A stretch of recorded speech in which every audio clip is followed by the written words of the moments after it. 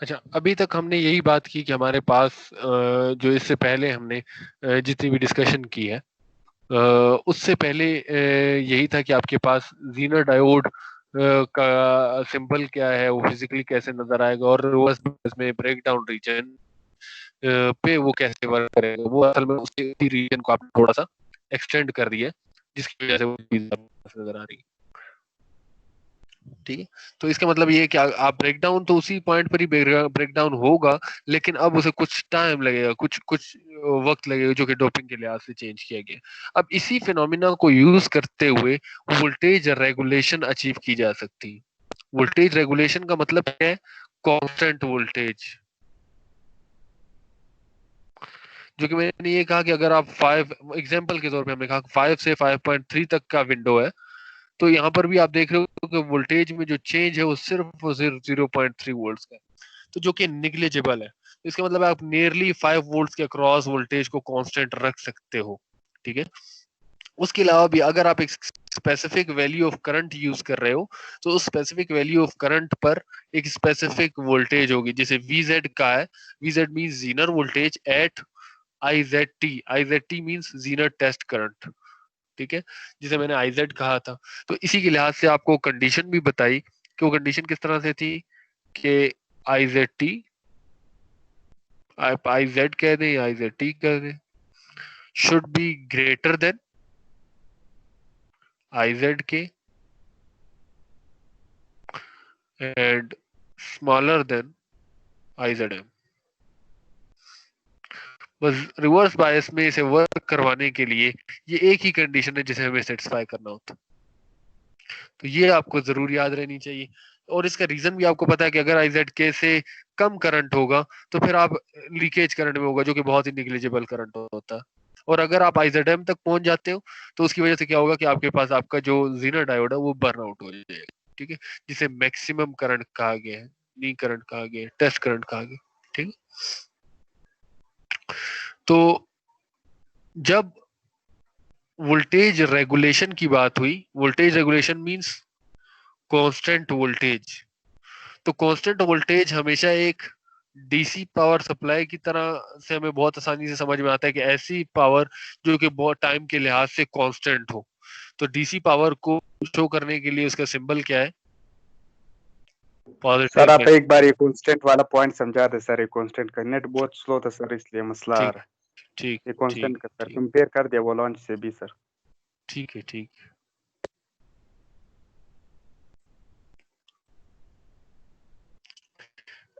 अच्छा, वहां पर एवलांची में तो आपको ये पता है ना कि आपके पास जैसे ही ये न्यू पॉइंट रीच होता है, तो उसके बाद ये बड़ा रैपिड उसमें कहाँ तक पहुंच जाता है, IZM तक पहुंच जाता है। तो इसलिए आप जैसे ही ये वाला न्यू वोल्टेज प्रोवाइड करते हो, जिसको VBR कहा जाता है, तो जैसे ही आप VBR प्रोवाइड करते हो वहां तक क्योंकि VBR से पहले तक लीकेज करंट है, वो निग्लिजिबल होता है। और VBR रीच होता है तो उसी वक्त बहुत ज्यादा करंट फ्लो करता है और बहुत ज्यादा जल्दी वो IZM तक पहुंचता है, जिसकी वजह से आपके पास जो नॉर्मल डायोड है, अवलांची डायोड है, वो बर्न आउट हो जाता है। ठीक है, लेकिन जीनर डायोड में क्या होता है कि आप जब VBR लेट सपोज अगर 5 वोल्ट्स है, तो 5 वोल्ट से जब आप प्रोवाइड करते हो, तो वहां पर एक करंट आता है जिसको आप कहते हो IZK। ठीक है, लेकिन आप जैसे और ज्यादा इंक्रीज करते हो, तो बड़ा स्लोली स्लोली ये आपके पास ये जो ब्रेक डाउन वाला है, वो बहुत ज्यादा रैपिड नहीं आता, वो थोड़ा सा उसमें स्लोप आ रहा है, जैसा कि ये इस ग्राफ में शो किया गया।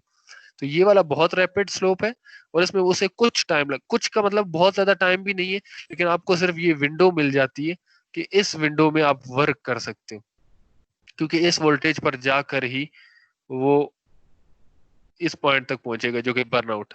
तो कहने का मकसद ये है कि नॉर्मल डायोड यहाँ से यहाँ तक बहुत जल्दी पहुंच जाता है, और जीना डायोड को कुछ वक्त लगता है, और वो कुछ वक्त वोल्टेज की शेप में होता है। ठीक है, इस वजह से आप इसे यूज कर सकते हो, और ये वोल्टेज लेट सपोज 5.3 हो। ठीक है, तो अगर आप इन दोनों के दरमियान किसी पॉइंट पर लाए कर रहे हो, लेट सपोज यहाँ पर लाए कर रहे हो, जिसकी वजह से आपका करंट IZT फ्लो कर रहा है, तो उस टाइम में कोई स्पेसिफिक वोल्टेज आपने प्रोवाइड किया होगा जो कि VZ होगा। अब अगर करंट नहीं चेंज हो रहा, तो ये वोल्टेज भी चेंज नहीं हो रहा होगा। तो इसका मतलब है जब वोल्टेज चेंज नहीं हो रहा, तो उस लेवल को क्या कहा जाता है, कांस्टेंट लेवल।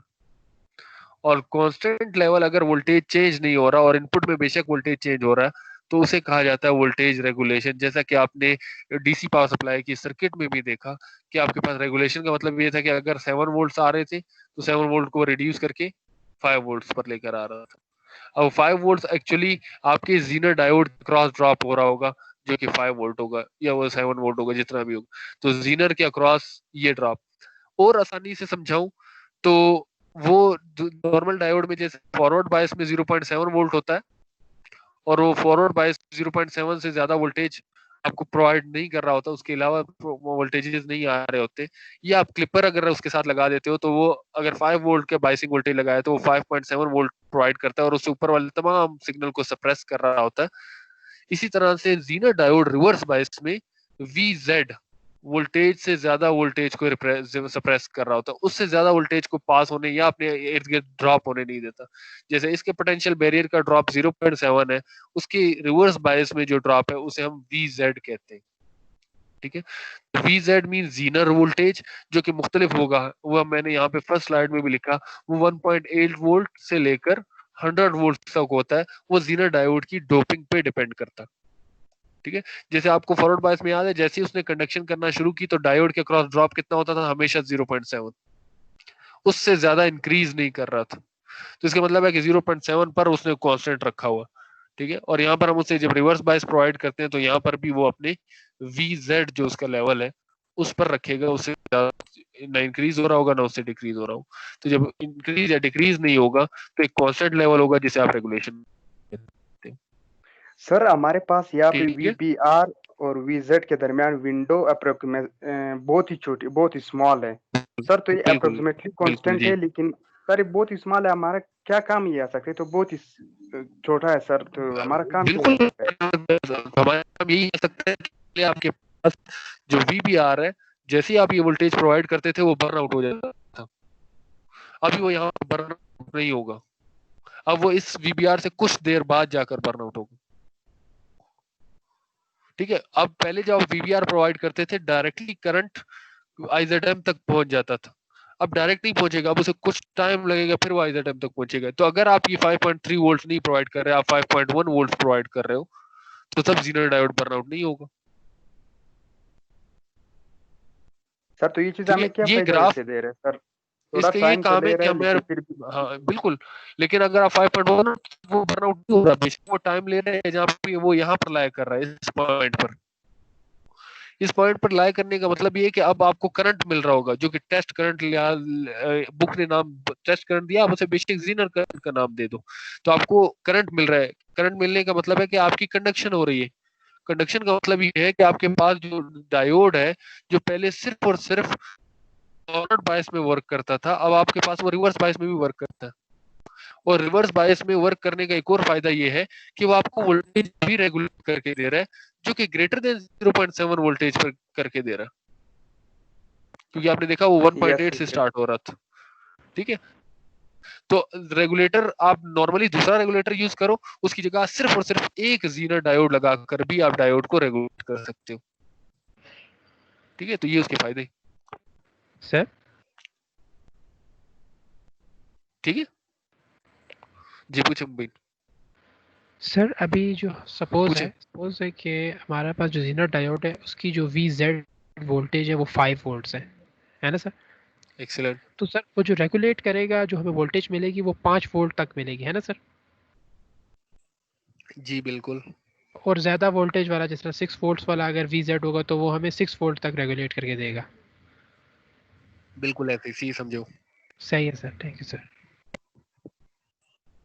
सर VZ हमारे पास जो पॉइंट मैंने है इसीलिए सर, यहाँ जब पे हमें जो अभी अनीस ने क्वेश्चन पूछा था ना, जी पूछे अनीस, पूछो पूछे। सॉरी सर, सर VZ कोई हमारा जो मसला नहीं, बोले। पॉइंट है, हमें जो करंट VZ पे जो हमें करंट मिल रहा है सर, क्या फॉरवर्ड में भी एक ऐसा पॉइंट है जो उस पॉइंट पे हमें इतना ही करंट मिल जाए? इतना ही करंट ये आपका फॉरवर्ड का ग्राफ भी तो ऐसे ही है। अभी तो आपके दोनों ग्राफ सेम है। अब मैं बड़ी आसानी से अगर आपको समझाऊं तो ये पॉइंट था, कितना था ये, 0.7, यस सर। ठीक है, उसके बाद ये कंडक्शन स्टार्ट हो रही थी। इसी तरह से ये जो पॉइंट है, क्योंकि आईजेड के तो कुछ ज्यादा हमें चाहिए होता है, उसने अपने पॉइंट का नाम दे दिया वीजेड। फॉरवर्ड बायस में जब आपका डायोड फॉरवर्ड बायस होता था, हमेशा उसके इर्द गिर्द ड्रॉप कितना होता था? 0.7। ठीक है, और 0. से बेशक आप वोल्टेज इनपुट में बढ़ाते रहते थे, डायोड के अक्रॉस ड्रॉप 0.7 ही रहता था, जो कि आपने क्लिपर में भी देखा, क्लैंपर में भी देखा, रेक्टिफिकेशन में भी देखा, क्योंकि आप बार बार बात जिक्र करते थे हाफ वेव रेक्टिफिकेशन में 0.7 माइनस हो रहा था। फिर आप ब्रिज में बात कर रहे थे तो 1.4 माइनस हो रहा था, क्योंकि दो डायोड फॉरवर्ड बायस होते थे ऐसे ही। लेकिन 0.7 से वोल्टेज बढ़ाने से करंट जरूर बढ़ता है, लेकिन जैसे एक और ने अभी क्वेश्चन पूछा था कि आप आखिर कब तक बढ़ाते रहोगे, आप एक स्पेसिफिक पॉइंट तक पहुंचोगे तो ये डायोड में भी जब बहुत ज्यादा करंट फ्लो करेगा तो फॉरवर्ड बायस में भी वो जल जाएगा, बर्न आउट हो जाएगा। ठीक है, तो इसी तरह से यहां पर थोड़ी सी विंडो आपके पास बड़ी है, यहां पर विंडो थोड़ी सी स्मॉल है, बस बाकी फॉरवर्ड और रिवर्स दोनों सेम चीजें। इसका मतलब है रिवर्स बायस में ब्रेक डाउन बहुत जल्दी रीच हो जाएगा as compare to forward bias. समझे आप बात को? यस सर, बिल्कुल। सर ये अमाउंट ऑफ करंट दोनों में सेम क्या होगा सर? अच्छा, amount of current, let's suppose IZ की आप कहते हो कि ये 2 एम्पियर करंट है। ठीक है, यहां पर हो सकता है कि ये 2 एम्पियर करंट जाकर आपके पास 5.3 वोल्ट्स पर आ रहा हो, ये 2 पर आ रहा हो। ठीक है, और हो सकता है वहां पर वो आपके पास 2 वोल्ट्स पर आ रहा हो, क्योंकि वहां पे फॉरवर्ड बायस है, वहां पे 7 वोल्टेज ड्रॉप, बाकी तमाम बताओ। यस सर, अब आ गए सर, बिल्कुल। ठीक है, या पर वही चीज आ रही है। आपकी आवाज सही ठीक, नहीं है। यस सर, बिल्कुल। छोड़े, रनीस को समझ में आ गया तो क्या आवाज नहीं सी आ रही? सर आपकी आवाज से दरमियान दरमियान बहुत कट रही है। आवाज कट गई, लेकिन सर मुझे वो पॉइंट मिल गया जो मुझे चाहिए था सर। अच्छा ठीक है, अच्छा ठीक है। आवाज अभी पता नहीं क्या इशू आ रहा है, मैंने 1-2 दफा रेक्टिफाई करने की कोशिश तो की है। सर एक और दफा मैं देखता हूँ। जी जी पूछे मुबीन आप जब तक। सर ये जीनर और क्लिपर तो लगभग एक जैसा काम कर रहे हैं ना? बिल्कुल कर सकते हैं, लेकिन क्लिपर के बहुत सारे डिफरेंट सर्किट्स हैं। अब उसमें कौन से सर्किट की आप बात कर रहे हैं? सर वो जो सर हम लोगों का ऊपर से क्लिप करता है ना, जो पॉजिटिव उसको क्लिप करता है सर, वो मैं भी अभी तो जीनर बना डायोड देता की हूँ, तरह आप ही मुझे काम सब कर बता रहा है। दीजिए। आपसे मुझे बता, मैं अभी एक चीज आपकी बिल्कुल क्लियर कर दूंगा इंशाल्लाह। जी, ए, इस क्लिपर की बात कर रहे हैं, positive yes clipper. Sir, yes sir. ठीक है, ये तो फॉरवर्ड बायस में काम कर रहा है, जो कि 0.7 पे क्लिप कर रहा है। ये ऐसा नहीं होगा, जीरो डायोड थोड़ा सा ऐसा होगा। सॉरी, मैं यहाँ पे नहीं बनाता, यहाँ पे बनाता हूँ।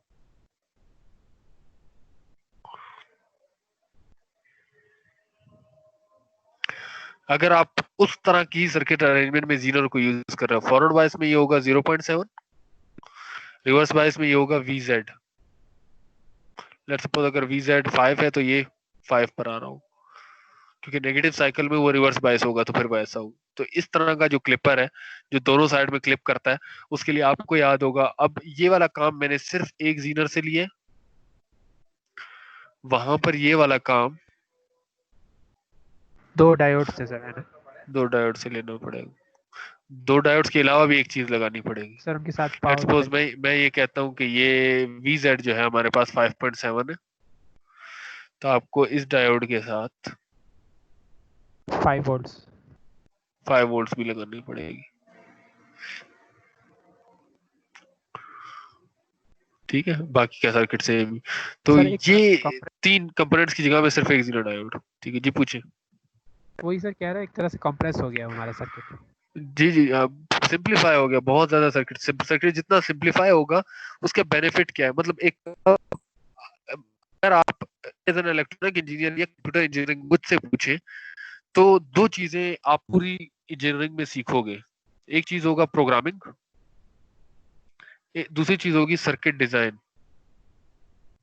बहुत ज्यादा अगर मैं समरी कर दूं ना, तो इंजीनियरिंग में आप 2 चीजें सीखते हो, प्रोग्रामिंग एंड सर्किट डिजाइन। इन दोनों की एक चीज कॉमन है, वो ये कितने कॉमन सिंपल है, हो गया जितने सिंपल उतना अच्छा।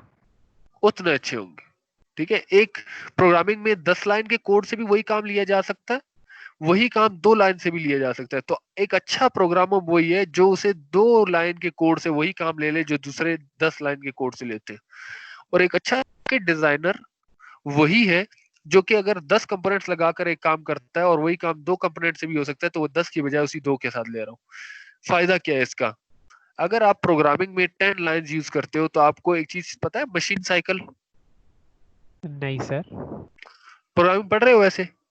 यस सर, जावा पढ़ रहे हैं। ठीक है, Yes, मैं sir. बड़ी आसान सी अगर बात में बता देता हूँ कि एक लाइन प्रोसेस हो रही है, उस पर भी आपके प्रोसेसर की पावर यूज हो रही होगी, फिर दूसरी लाइन, फिर तीसरी लाइन, फिर चौथी लाइन, फिर पांचवी, 10 लाइन है तो 10 के ऊपर पावर यूज हो रही होगी। ठीक है, सपोज वो जितनी भी पावर है तो मल्टीप्लाई बाय 10 करनी पड़ेगी, और उसी पावर को 2 से मल्टीप्लाई कर दो तो आपने 8 टाइम्स पावर को सेव किया। ठीक है, तो आपकी जो पावर उसी कोड को रीड करने के लिए वही काम करके यूटिलाइज हो रही थी, अभी 8 टाइम्स लेस पावर में वो काम हो रहा है। इस तरह से सर्किट डिजाइन की जब आप बात करते हो, अगर आप 10 कंपोनेंट्स यूज करते हो तो हर कंपोनेंट की वजह से एनर्जी लॉस होता है। याद है आपको डायनामिक रेजिस्टेंस? Yes sir. हर एक की वजह से लॉस जरूर होगा। तो 10 कंपोनेंट यूज करोगे तो 10 की वजह से लॉसेस आएंगे, अगर 2 यूज करोगे तो सिर्फ 2 की वजह से लॉसेस आएंगे। तो 8 टाइम्स आपने लॉसेस को रिड्यूस कर दी, तो फिर आपने पावर सेव कर ली। और यहाँ पर अगर इस छोटे से सर्किट का भी कंपैरिजन करूं तो इसका भी अपना एक ड्रॉप होगा, इसका भी अपना एक ड्रॉप होगा, और इसके भी अपने एक लॉसेस होंगे। तो यहाँ पर 3 कंपोनेंट के लॉसेस हो रहे हैं और यहाँ पर सिर्फ 1 कंपोनेंट का लॉस हो रहा है। ठीक है, तो ह्यूज डिफरेंस। तो इस तरह फिर आप कंपेयर करते हो, इसकी वजह से लॉस कितना है और इसकी वजह से लॉस कितना है। तो अगर इसकी वजह से कम है तो फिर आप ये वाला सर्किट यूज करते हो, अगर इसकी वजह से तो ये। ठीक है, क्लियर है चीजें? Yes sir. तो जीनर बड़ा आसान सा है, आपको सिर्फ ये चीज याद रखनी है और ये 3 चीजें याद रखनी, जिसमें आपको पता आई जेड टी आई जेड के से ग्रेटर होना चाहिए, और आई जेड एम और इससे आई जेड एम से होना चाहिए। बस ये कंडीशन याद है, मैं बार बार ये कंडीशन का जिक्र कर रहा हूँ जो कि यहाँ पे भी लिखा हो। अब ठीक है, जी sir. Reverse current range is from I Z K to I Z M. ठीक है, तो ये वर्डिंग्स में लिखा हुआ है और ये मैंने इक्वेशंस में लिख दी। तो बस आप सिर्फ ये वाली इक्वेशन जरूर अपने पास याद रखिएगा कि I Z T should be greater than I Z. आपको रीजन भी बता दिए कि क्यों।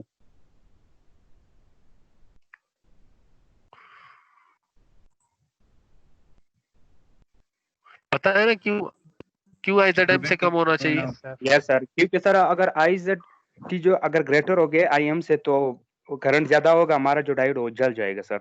और और अगर अगर आई इससे कम हुआ तो सर फिर वो निग्लेक्ट हो, करंट को हम लोग वो इग्नोर लीकेज करेंगे, करंट वो में भी होगा, कम हो जो गया, लीकेज करंट हो गया सर। बिल्कुल। तो अच्छा, मैं जो बात कर रहा था वो ये था कि हम जब बात करते हैं रेगुलेशन की, रेगुलेशन का मतलब है कि वो कांस्टेंट वोल्टेज प्रोवाइड कर रहा है। ठीक है, कांस्टेंट वोल्टेज हमेशा कांस्टेंट लेवल्स किस में होते हैं? एसी में होते हैं या डीसी में होते हैं? डीसी ठीक में है, और होते हैं। डीसी सोर्स को बड़ी आसान से शो करने के लिए उसको एक बैटरी की तरह से शो किया जाता है। जैसे अगर आपको याद हो, जब मैं डायोड आपको समझा रहा था उसके प्रैक्टिकल मॉडल में, मैंने डायोड को यहाँ पे शॉर्ट सर्किट से शो किया था और यहाँ पर एक बैटरी से शो किया था, सर ये तो आइडियल था जो प्रैक्टिकल। लिहाज से थी 0.7 वोल्ट्स के लिहाज से। ये बैटरी या ये लॉस है जो कि इसे चाहिए होगा 0.7, याद है? इसी तरह से जब आप डायोड को प्रैक्टिकल केस में इस तरह से शो कर सकते हो, तो जीनर डायोड को भी उसके रिवर्स बायस सर्किट में एक सिंपल बैटरी से शो किया जा सकता है, जो अब 0.7 नहीं होगा, वो कितना होगा? Sir V V Z. मैं बार बार वी जेड क्यों लिख रहा हूं? मैं कोई स्पेसिफिक पॉइंट, जैसे मैं जब भी सिलिकॉन की बात करता था मैं 0.7 लिखता था, मैं जब भी जर्मीनियम की बात करता था 0.3 लिखता था। तो यहाँ पर मैं कांस्टेंट क्यों नहीं लिख रहा हूँ, या मैं बार बार वी जेड क्यों लिख रहा हूँ? सर मैं बताऊं?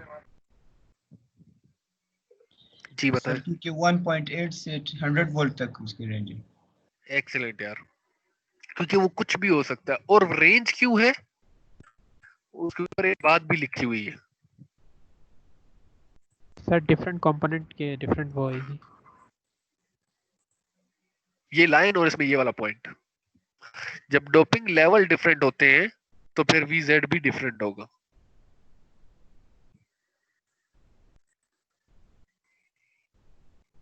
ठीक, इसलिए हम उसे कांस्टेंट नहीं रख सकते। अगर क्लियर है तो मैं आगे चलता हूँ। यस मैंने इसको जीनर डायोड को एक नॉर्मली आइडियल केस में एक VZ से शो कर दी, अप्रोक्सीमेटली इक्वल टू VZ।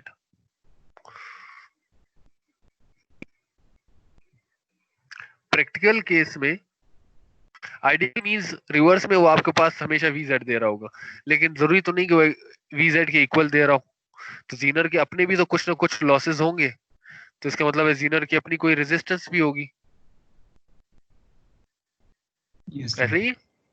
तो जब आप आइडियल केस की बात करते हो तो हम उसके जीनर के लॉसेस को काउंट नहीं करते। हम कहते हैं अगर Zener diode let's suppose 5 volt के लिए डिजाइन हुआ है तो हमेशा वो आपको 5 वोल्ट दे रहा होगा, नहीं, कुछ डायोड जीनर डायोड के अपने भी लॉसेस आ रहे होंगे।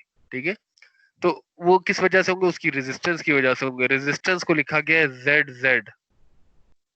वैसे रेजिस्टेंस को तो R से नहीं लिखते, यस सर। यहाँ पे ये Z से क्यों इम्पीडेंस लिखते है, हैं? इम्पीडेंस है। इम्पीडेंस, जीनर की तरफ। बिल्कुल सर विनर के लिए इम्पीडेंस है, जरूरी नहीं कि Z के लिहाज से हो।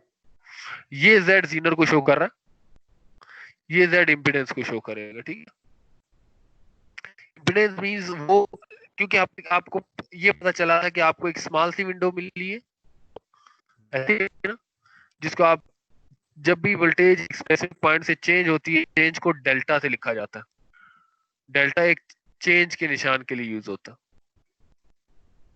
Delta means change. तो अगर वोल्टेज होगा तो उसके लिहाज से करंट भी चेंज होगी, जिसे आपने IZT का नाम दिया। तो क्योंकि करंट चेंज हो रहा है तो उसे भी डेल्टा IZ से शो किया है।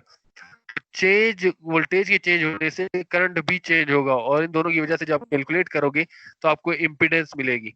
इम्पीडेंस हमेशा जब भी आप पीसीज वगैरह को या चेंज इन वोल्टेजेस के लिहाज से डिस्कस करते हो तो आप इम्पीडेंस लिखते हो, अगर आप कांस्टेंट के लिहाज से लिखते हो तो आप हमेशा रेजिस्टेंस लिखते हो। ठीक है, ये थोड़ा सा अपने जहन में जरूर रखना।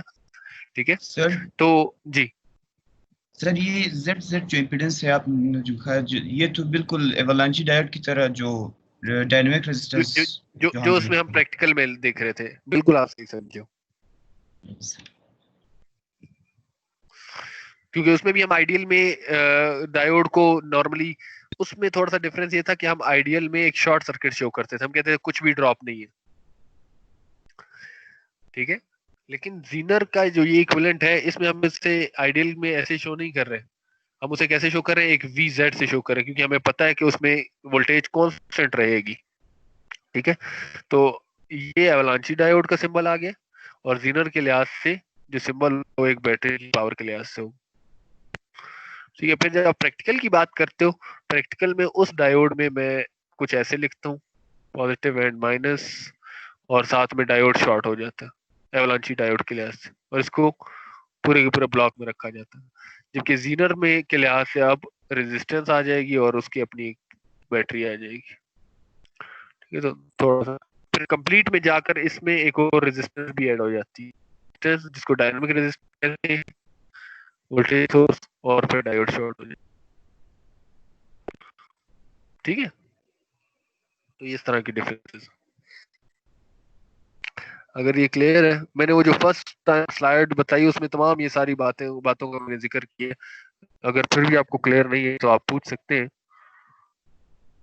पूछने की कोई हर्ज नहीं। तो यहाँ तक अगर क्लियर है तो आगे चले।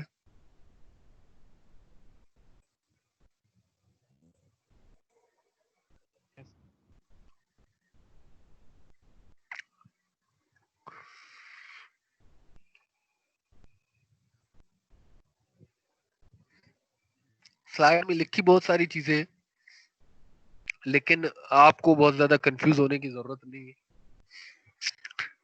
पहले इस चीज पे आ जाते हैं, जीनर पावर डिसिपेशन। पावर क्या चीज होती है? VI, ठीक है।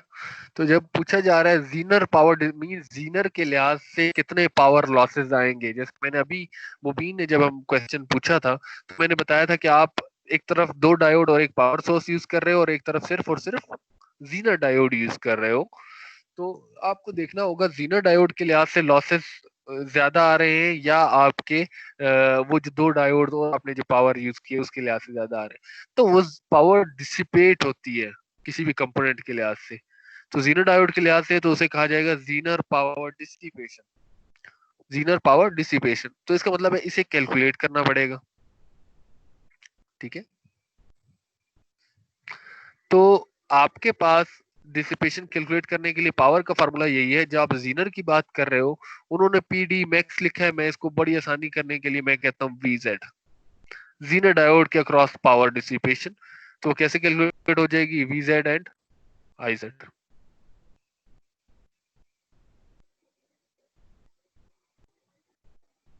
क्लियर हो गई ये बात?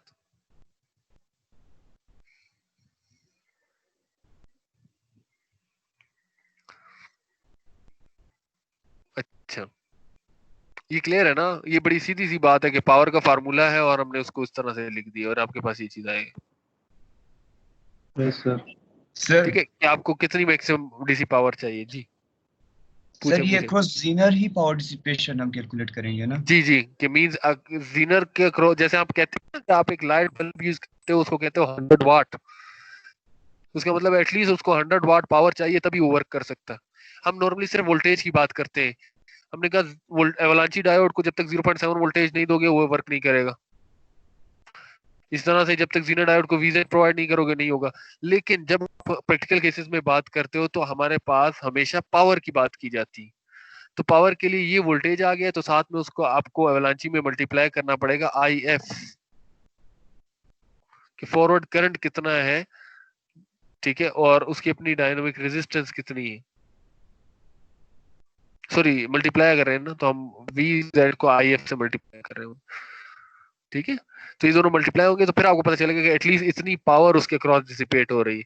उसी तरह से जब आप जीनर के क्रॉस बात करते हो, ये तो उसका ड्रॉप है, लेकिन उतने ड्रॉप के बाद उसमें से करंट भी फ्लो करेगा, ठीक है। तो करंट मिलकर आपके पास पावर बना।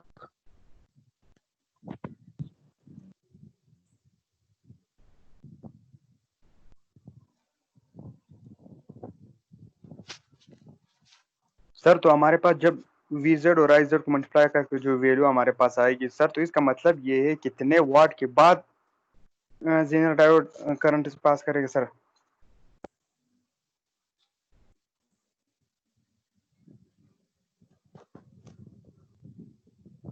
क्वेश्चंस अगर किसी के भी होते हैं तो काइंडली वो बेशक पूछ लिया करें, क्योंकि अगर कोई चीज समझ नहीं आ रही, मैं कोशिश करता हूँ कि मैं तमाम के तमाम क्वेश्चंस के आंसर करूं, ठीक है, इसलिए पूछा करें बेशक। सर ये VZ और IZ को अगर मल्टीप्लाई करके बताओ, हमारे पास जो एक वैल्यू आएगी वाट में सर, तो इसका मतलब ये है कि इतने वाट के बाद जेनर डायोड करंट पास करेगा। मैं नहीं समझा आपकी बात। सर मतलब अगर यहाँ पे हमारे पास PZ जो वैल्यू आ गई मिसाल के तौर पर 5 वाट, सर 5 वाट के बाद जेनर डायोड क्या करंट पास करेगा? उसे 5 वाट रिक्वायर्ड होगी सर। जी जी जी, उसकी पावर डिसिपेशन इतनी होगी, बिल्कुल आप सही कह रहे हैं। Okay sir.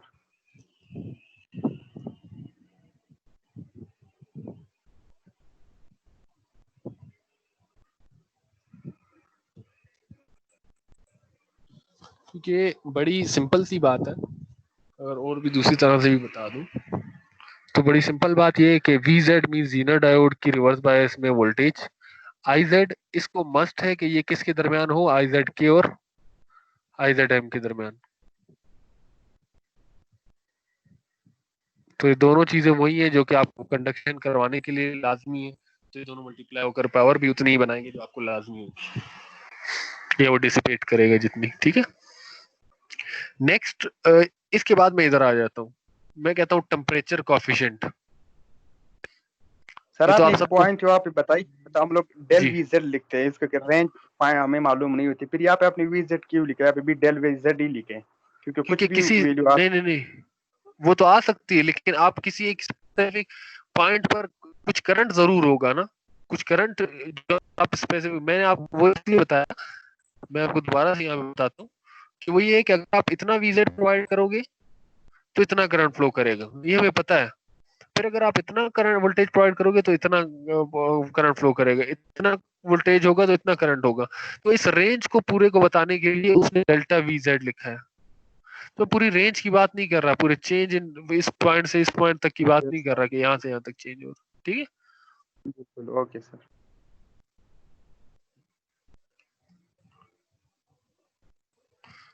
तो अभी मैं आपको टेम्परेचर कोफिशिएंट के बारे में बता देता हूँ। टेम्परेचर कोफिशिएंट आपको पहले भी क्लियर होना चाहिए जब हमने बात की थी अपने अवलांची डायोड के लिहाज से। सेम वैसे ही इसका मतलब है कि टेम्परेचर कोफिशिएंट की वजह से वहां पर हमारे पास जो वोल्टेज था, जो ऑपरेटिंग वोल्टेज था, उसके ऊपर इफेक्ट पड़ रहा था। जो आपने देखा था 0.7 से या तो रिड्यूस हो रहा था 0.6, 0.5, 0.4, जो जो आपको रिक्वायर्ड था एटलीस्ट उसके ब्रेकडाउन के लिए, या आपके पास इंक्रीज हो रहा था और वो 0.8, 0.9 और 1 तक जा रहा था। किसी को याद है कि इंक्रीज कब होगा और डिक्रीज कब होगा? यस सर सर, जब हम लोग टेम्परेचर ज्यादा होता तो हमें जब वोल्टेज टेम्परेचर कम देना ज्यादा होगा पड़ता था। तो जब टेम्परेचर ज्यादा है तो कम, और जब टेम्परेचर कम होगा तो ज्यादा। और किससे कम? ज्यादा। एक वोल्टेज रूम टेम्परेचर है जिसे आप 25 डिग्री सेंटीग्रेड नॉर्मली लेते हो, ठीक है। फिर आपको ये पता है कि हर डिग्री सेंटीग्रेड के लिहाज से चेंज आ रहा था, ठीक है। तो आपके पास चेंज ये जो देखें 0.7 से 0.4 तक चेंज हो गया, इसका मतलब है ये चेंज हुआ किस चीज में? इस V में। उस वक्त इसने आपने इसे नाम दिया था VF, अभी से हम नाम दे देते हैं डेल्टा VF, कि 0.7 से लेकर 0.4 तक चेंज हो जाएगा अगर डेल्टा T हो जाए। डेल्टा T का मतलब क्या है? टेम्परेचर में चेंज हो जाए, ठीक है। तो टेम्परेचर में चेंज होने की वजह से VF चेंज हो रहा था, वो यहाँ पे भी हो रहा था और यहाँ पे भी हो रहा था। तो सेम उसी बात को जीना डायोड में लिखा गया। देखिए VZ किस में चेंज हो जाएगा? डेल्टा VZ में, उसमें कुछ ना कुछ चेंज आ जाएगा, ठीक है। किसकी वजह से आएगा वो चेंज? वो टेम्परेचर की वजह से होगा, ठीक है। दरमियान में एक चीज लिखी है टेम्परेचर कोफिशिएंट, यहाँ पे लिखा हो। अब टेम्परेचर कोफिशिएंट क्या है? वो दो तरह से लिखा जाता है, ठीक है। टेम्परेचर कोफिशिएंट दो तरह से लिखा जाता है, वो ये है 0.01% पर डिग्री सेंटीग्रेड। इसका मतलब यह है कि अगर 25 डिग्री सेंटीग्रेड से 26 डिग्री सेंटीग्रेड होगा तो VZ में कितना चेंज होगा? 0.01%। तो इसका मतलब है कि VZ का आप 0.01% निकालोगे। लेट सपोज मैं कह देता हूं कि आपके पास 100 है, ठीक है। तो 0.01 उसके बहुत ही कम वैल्यू निकलनी चाहिए, मेरा शायद 0.01।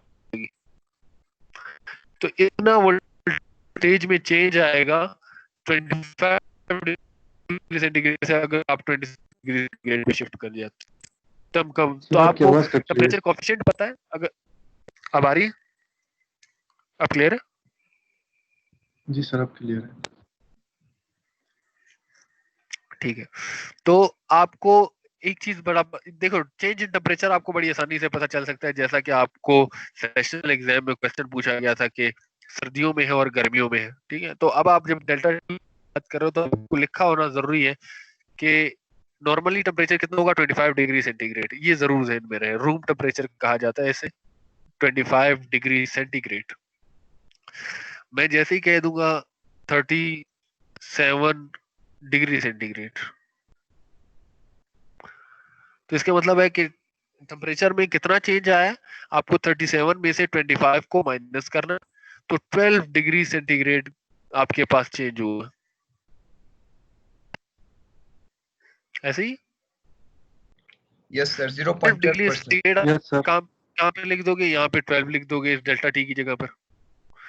VZ आपको गिवन होगा जो कि कितना होगा आपके पास, लेट्स सपोज अगर 100 है तो आपके पास 100 लिखा होगा यहाँ पे। तो डेल्टा टी कैलकुलेट किया करना है आपने खुद, जो कि टेम्परेचर को देखकर है, ठीक है। और आपके पास जो वो है VZ है वो आपको गिवन होगा। टेम्परेचर कोएफिशिएंट 0.01% है, वो जो आपने कैलकुलेट किया था उसकी वैल्यू आपके पास आई 0.01, ठीक है। तो यहाँ पर आप इस सारे चीजों को मल्टीप्लाई करते हो, 12 multiply by 0.01 multiply by VZ जो कि आपके पास 100 है या जितनी भी है, तो इन सबको मल्टीप्लाई करने से आपको पता चल जाता है कि वोल्टेज में कितना चेंज आएगा। जी मल्टीप्लाई तीनों क्यों हो रहे हैं? मेरे ख्याल से तो VZ plus TC multiply del T होना नहीं चाहिए था। नहीं, आप देखो टेम्परेचर इंक्रीज हुआ है, ठीक है, तो वोल्टेज को कम होना है, और वो कम in terms of temperature coefficient होता है। मल्टीप्लिकेशन देखना 0.01 है या 0.02 हो गया, आप इसको मल्टीप्लाई करोगे 100 से नीचे की वैल्यू चली जाएगी, ठीक है। तो आपको ये मल्टीप्लिकेशन ही होना पड़ेगा। अगर आप ऐड करोगे तो ऐड का मतलब है कि इस VZ से ज्यादा वोल्टेज, तो टेम्परेचर भी इंक्रीज हुआ, टेम्परेचर की वजह से भी एनर्जी मौजूद है और आपको VZ भी और ज्यादा प्रोवाइड करना पड़ेगा, या ब्रेक डाउन भी और ज्यादा होगा, तो ये थोड़ा सा इसमें कंफ्लिक्ट आ जाएगा। हम इस रीजन की बात कर रहे हैं और आप इस रीजन में ले जाओगे अगर हम प्लस करेंगे, ठीक है। सर हमारे पास तो यहाँ पे 25 डिग्री सेंटीग्रेड 7 के हमने डिफरेंस निकाला, 12 डिग्री सेंटीग्रेड आ गई सर। तो हम लोग क्या डेल टी की जगह 12 लिखेंगे या 0.01 का जो परसेंटेज सर उसको फिर क्या करेंगे? Del T is a change in temperature, ठीक है। तो कितना टेम्परेचर में चेंज आया? 12 डिग्री का, ठीक है। तो आप यहाँ पर 12 लिखोगे, आगे आपको VZ गिवन है जो कि जिसकी वैल्यू है 100, ठीक है। और नेक्स्ट चीज है आपके पास टेम्परेचर कोएफिशिएंट, ठीक है। टेम्परेचर कोएफिशिएंट क्या चीज है वो आपको कैलकुलेट करना पड़ेगा। अगर वो परसेंट में है तो आपने कैलकुलेट किया, वो आ रही थी 0.01, तो ये तीनों की वैल्यूज इस तरह से लिखोगे आप। सर सिंपल है जी। सर ये जो टेम्परेचर कोएफिशिएंट है ये 0.01 ही रहेगा? नहीं, वो मैंने कैलकुलेट किया, अगर आप 100 में से 100 का 0.01% निकालोगे तो वो 0.01 बनता है। आप 50 के लिए निकालोगे तो कुछ और होगा, तो आपको कैलकुलेट करना है 0.01%। 50 का 0.01% कैलकुलेट कर ले, आपको पता चल जाएगा, ठीक है। तो आपको 0.01% कैलकुलेट करना है किसी भी चीज। और आसानी कर देता हूँ आपके लिए, लेट्स सपोज मैं इस कोएफिशिएंट को चेंज करता हूँ ताकि अगर आपको थोड़ा सा इश्यू हो रहा है, मैं कहता हूँ 1% पर डिग्री सेंटीग्रेड, ठीक है। और मैं ये आपसे कहता हूं कि VZ आपके पास है 50, तो बता सकते हैं टेम्परेचर कोएफिशिएंट की वैल्यू कितनी होगी? 50 का 1% कितना होता है?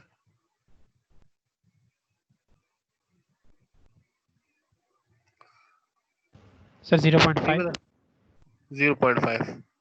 जिसने क्वेश्चन किया था मैं उससे पूछा था कि शायद वो आंसर करे। तो आप जब 50 का 1% निकालोगे तो वो आपके पास होगा 0.5, क्योंकि 0.5 को फिर आप 100 से मल्टीप्लाई करोगे दोबारा 50 बनेगा, ठीक है। वो परसेंटेज कैलकुलेशन, ठीक। तो इस तरह से आप टेम्परेचर कोएफिशिएंट वगैरह जी। सर ये जो आंसर आएगा फिर डेल्टा VZ, ये फिर उसी टेम्परेचर में वोल्टेज अप्लाई करना पड़ेगा? हाँ, इसका मतलब है कि अगर आपके पास टेम्परेचर 37 डिग्री सेंटीग्रेड होगा तो आप VZ वो 100 नहीं होगा या वो 50 नहीं होगा। 50 के बजाय लेट्स सपोज अगर आपका आंसर 47 आया तो अब 47 वोल्टेज तक वो रेगुलेट कर रहा होगा। 3 वोल्ट किस वजह से हो रहा होगा? वो इस टेम्परेचर की वजह से। सही है सर एक सवाल जी। सर की जो डेल VZ जो वैल्यू आएगी जी सर, उतनी वैल्यू हमारी VZ में से कम होनी है ना? नहीं, डेल VZ का मतलब है कि डेल VZ का मतलब है कि हमारे पास वो तो हम पर डिग्री सेंटीग्रेड के लिहाज से बता सकते हैं। अब हमारे पास VZ जो चेंज होकर बनेगा उसे डेल्टा VZ इसलिए लिखा गया है कि अब पहले 100 वोल्ट था, अगर VZ आपने डिजाइन किया 100 VZ मतलब वो 100 वोल्ट तक रेगुलेट कर रहा था, अब वो 100 पर नहीं कर रहा होगा। अगर डेल्टा वी जेड की वैल्यू 97 आई है तो वो 97 पर कर रहा होगा। डेल्टा वी जेड ये इसलिए लिखा गया कि ताकि आपको समझ में आए कि ये चेंज हो चुका है वी जेड, किस वजह से, चेंज इन टेम्परेचर की वजह से।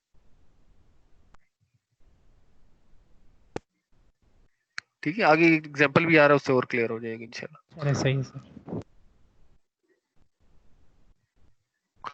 ठीक है, तो आपके पास ये एक परसेंटेज के टर्म में टेम्परेचर कोएफिशिएंट गिवन है, तो आपको फिर ये फार्मूला यूज करना पड़ता है।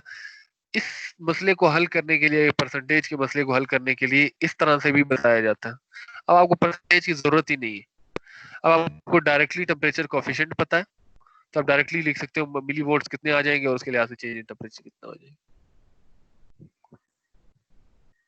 ठीक है, अच्छा सॉरी मुबीन, जो आपने अभी क्वेश्चन पूछा है तो आप जो कह रहे हो वो सही कह रहे हो। मींस डेल्टा वी जेड वो वोल्टेज जितना वो वी जेड में चेंज आ जाएगा।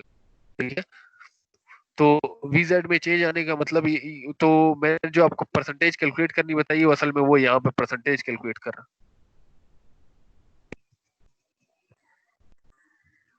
ठीक है, तो 0.01%, इसीलिए यहाँ से फिर उसने वी जेड को एक्सक्लूड कर दिया कि यहाँ पे वी जेड काउंट नहीं हो रहा। तो एक्सीलेंट, आप ठीक कह रहे थे, मैं गलत कह रहा था। तो यहाँ पर क्योंकि परसेंटेज है तो आपके पास जो भी वीजेड की वैल्यू है उससे आप ये परसेंटेज की वैल्यू से मल्टीप्लाई करते हो तो आपके पास एक्चुअल वैल्यू बनती है कि कितनी वैल्यू है और फिर चेंज इन टेम्परेचर क्या है। क्योंकि यहाँ पर आपको डायरेक्टली वोल्टेज गिवन है तो यहाँ पर आप फिर डायरेक्टली टेम्परेचर कोएफिशिएंट पुट कर सकते हो और उसको फिर चेंज इन टेम्परेचर। हमने अभी एग्जांपल किया था उसमें 12 आया था और यहाँ पर टेम्परेचर कोएफिशिएंट आपको डायरेक्टली लिखा होगा, वो लेट सपोज आपके पास 0.01 आ रहा है। ठीक है, तो 0.01 को आप मल्टीप्लाई कर रहे होगे 12 तो आपको वो पता चल जाएगा डेल्टा वी जेड। ठीक है, यहाँ तक क्लियर है? ये दोनों एग्जांपल्स क्लियर है, सॉरी इक्वेशंस क्लियर है? Yes sir. सर यहाँ ठीक पे है, एक चीज और पर जी पूछे पूछे। डेल वी जेड, सर हमारे पास डेल वी जेड वहाँ पे ऊपर जो इक्वेशन हमारे पास वी जेड भी है मल्टीप्लाई बाय टेम्परेचर कोएफिशिएंट और बिल्कुल डेल्टा टी, जी लेकिन जी नीचे पे बिल्कुल। सर ये नीचे पे सर फिर ये वी जेड कहाँ पे चला मैं गया भी वही सर? समझा जो अभी मुबीन ने करेक्ट किया था, वो यही चीज थी कि आपके पास, उसी से मैं अभी एक और क्वेश्चन भी पूछूंगा और क्लियर करने की कोशिश करूंगा। यहाँ पर वी जेड को जब आप मल्टीप्लाई करते हो 100 मल्टीप्लाई बाय लेट्स सपोज आपके पास जो भी टेम्परेचर कोएफिशिएंट है 0.01, तो यहाँ से ये उसकी परसेंटेज आपको मिल जाएगी जो उससे मल्टीप्लाई होगा। ठीक है, तो यहाँ से ये दोनों मिलकर असल में ये वाला टेम्परेचर कोएफिशिएंट बनाएंगे। आपको इस तरह की कोई वोल्टेज बताएंगे कि पर डिग्री सेंटीग्रेड के लिहाज से कितना वोल्टेज में चेंज आएगा। ठीक है, कितना वोल्टेज हो सकता है पर डिग्री सेंटीग्रेड के लिहाज, फिर आप उसको मल्टीप्लाई करते हो डेल्टा टी से। तो दूसरी वाले में आपको पहले से ही मिली वोल्ट्स गिवन है, तो इसलिए आपको वी जेड लिखने की जरूरत नहीं है, आप डायरेक्ट इस टेम्परेचर कोएफिशिएंट को चेंज इन टेम्परेचर से मल्टीप्लाई करते हो। मैं एक सवाल पूछता हूँ, उसके बाद अगर आपको क्लियर नहीं हो रहा था तो आप दोबारा क्वेश्चन पूछिएगा। मैं ये पूछना चाहता हूँ कि मैंने इसे किया था 25 डिग्री सेंटीग्रेड, अभी के एग्जांपल में इसे किया था 37 डिग्री सेंटीग्रेड, सही है। और उसके बाद हमारे पास इस इक्वेशन का हम ये समझ लेते हैं कि हमारे पास जो आंसर आया था वो आया था 5 वोल्ट्स। हम एक एग्जांपल के तौर पर ले लेते हैं 5 वोल्ट्स, इसके लिहाज से भी और इसके लिहाज से भी, दोनों के लिहाज से समझ जाते हैं। ठीक है, इसकी वजह से हमारा वीजेड किस चीज के इक्विवेलेंट है, वीजेड इज इक्विवेलेंट टू 100, ये भी याद रहे। ठीक है, अब मैं एक छोटा सा सादा सा सवाल पूछता हूँ कि अब 25 डिग्री सेंटीग्रेड की बजाय हमारे पास टेम्परेचर आ जाता है 13 डिग्री सेंटीग्रेड, आंसर क्या आएगा? सर मल्टीप्लाई करेंगे 0.01 को 30 डिग्री सेंटीग्रेड के साथ। ठीक है, 13 डिग्री सेंटीग्रेड के साथ सर जो डिफरेंस हमारे पास आएगा 25 और डिफरेंस कितना 37 आ के रहा है? दरमियान, 25 25 और 13 है 37, तो अभी आपने 25 और 37 के दरमियान डिफरेंस 12 होता है। 12 है सर, 12 भी है गया सर। ठीक है, ठीक है, 0.01 यहाँ को पर 30 आता है 12, तो इसका मतलब है 12 को आप मल्टीप्लाई करोगे 0.01, फिर वीजेड आ जाएगा आपके पास 100। ठीक, और यहाँ पर भी कोई वैल्यू टेम्परेचर कोएफिशिएंट की गिवन होगी मिली वोल्ट्स में, जो कि 0.01 होगी, उसको आप डायरेक्टली मल्टीप्लाई करोगे 12 से। मैंने कह दिया, अब उसका आंसर आपके पास 55 आ रहा है। ठीक है, अब यहाँ पर टेम्परेचर 37 डिग्री सेंटीग्रेड आया, इंक्रीज हो गया, और यहाँ पर दूसरा टेम्परेचर डिक्रीज हो गया, 13 डिग्री सेंटीग्रेड पे चला गया। इन दोनों के दरमियान डेल्टा टी कितना होगा? सर 12 ही है। 12 ही। 25 माइनस 13 12 ही होगा। सब मुत्तफिक है इस चीज से? Yes sir. तो जब इंक्रीज पर भी 12 है, यहाँ पर भी 12 है, तो आप यहाँ पर भी 12 लिखोगे तो आंसर क्या आएगा? Sir same same. क्योंकि तमाम चीजें सेम है, टेम्परेचर भी सेम। लेकिन आपको एक चीज पता है कि आपके पास जो डायोड्स हैं वो नेगेटिव टेम्परेचर कोएफिशिएंट है। नेगेटिव टेम्परेचर कोएफिशिएंट का मतलब क्या है कि टेम्परेचर के इंक्रीज होने से इसकी वोल्टेज डिक्रीज होती है, जो मैंने अभी यहाँ पे लिखा था 0.6, 0.5, 0.4, 0.3, याद है ना? Yes yes sir. ठीक है, वो डिक्रीज होती। और अगर टेम्परेचर डिक्रीज होता है तो फिर ये वैल्यूज इंक्रीज होती है, जो मैंने यहाँ पे लिखा था 0.8, 0.9 और 1 वोल्ट्स, ऐसे ही। तो जब हमें डेल्टा वीजेड मिला है, हमें ये पता है कि हमारे पास 100 है, तो मुझे कोई बता सकता है कि 37 डिग्री सेंटीग्रेड पर कितना वोल्टेज क्या हो जाएगा, उसकी वैल्यू क्या हो जाएगी, कितनी शिफ्ट हो जाएगी? सर 12 शिफ्ट होएगी। 12? वो तो टेम्परेचर है। सर क्योंकि 100 VZ है और टेम्परेचर काफी 0.01 है सर, उसका 1 हो जाता है, फिर हमारे पास 12 रह जाता है, वही शिफ्ट आता है। अच्छा, वो तो आप अपने एग्जांपल, मैंने उसको बड़ा सादा सा किया, मैंने 5 वोल्ट कर दी। मतलब 100 से कम होगा सर? 100 अगर 37 डिग्री सेंटीग्रेड है तो 100 से अगर कम होगा तो कितना होगा? चल, मुबीन ने 95। कैलकुलेट कर दिया तो उसको हम यहाँ पे लिख देते हैं। हम इसे 12 करते हैं, फिर आपकी बात को समझते हैं। सही है मुबीन, अभी सही है? Yes sir. चले जी, हमने इसको 12 कर दिया है। अब बताएं जी, जब 37 डिग्री सेंटीग्रेड है तो क्या वोल्टेज होगा, VZ की वैल्यू क्या होगी? सर हमारे पास 12 कम हो जाएगा, जैसे कि हमारे पास आ जाएगा करें बताएं। 88।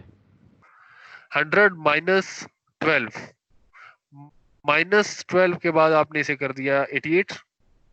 Yes sir. और 13 डिग्री सेंटीग्रेड पर क्या होगा? सर कोई और +12 बताए? हो जाएगा। अच्छा, तो 100 के अलावा ये +12 हो जाएगा, और ये क्या होगा हमारे पास 112। सबको समझ में आया ये क्यों? क्योंकि यहाँ पर टेम्परेचर ज्यादा हुआ था, इस वजह से हमें VZ कम रिक्वायर्ड है।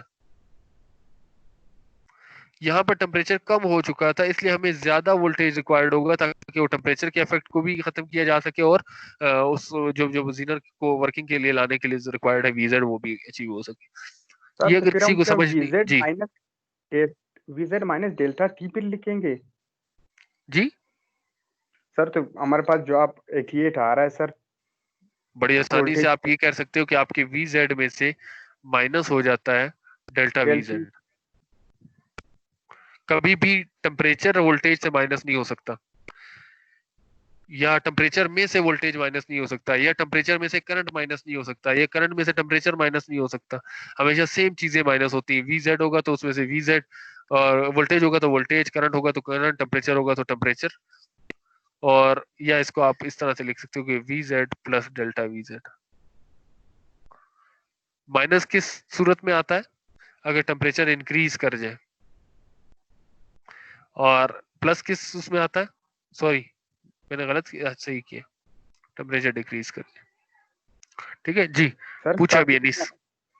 अगर स्टार्टिंग में हमारे पास ये डेल्टा VZ तो है ही नहीं सर, हमारे पास सिर्फ VZ है। नहीं है, ऐसे ही है। VZ हमारे पास 100 है, और हमारे पास जो वोल्टेज डेल्टा टी बढ़ रहा है, मतलब 12 डिफरेंस आ रहा है सर, तब जी, क्या करेंगे सर? फिर कैसे सोच सकते हैं कि हमारे पास डेल VZ आ जाए? मैं भी आपको समझाता हूँ।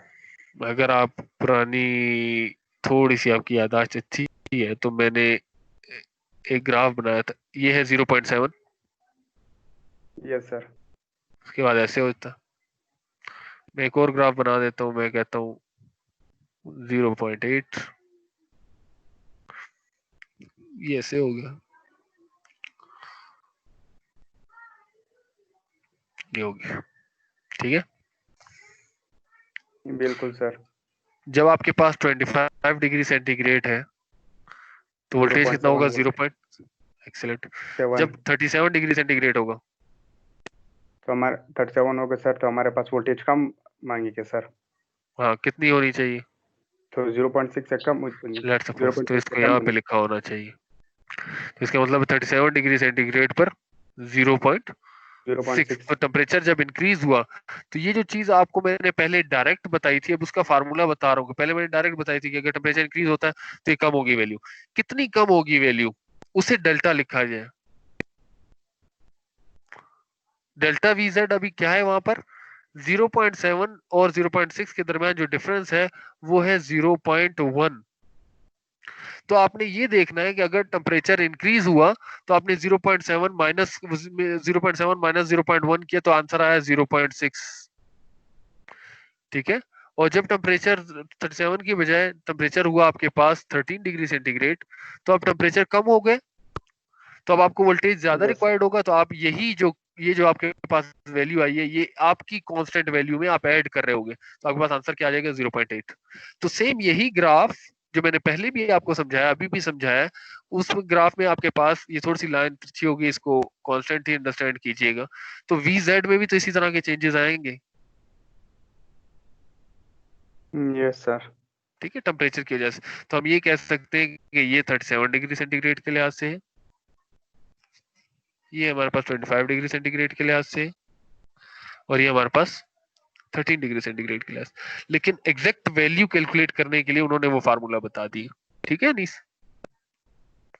कि यस एक्चुअली सर, कितना कितना कम हो जाएगा या कितना ज्यादा हो जाएगा। यहाँ पर तो हम बिल्कुल लेट कर कर उसे 0.1 ऐड करते जा रहे थे और माइनस करते जा रहे थे, लेकिन इतना नहीं होगा। टेम्परेचर ऐसा भी तो हो सकता है कि 25.5 डिग्री सेंटीग्रेड हो जाए,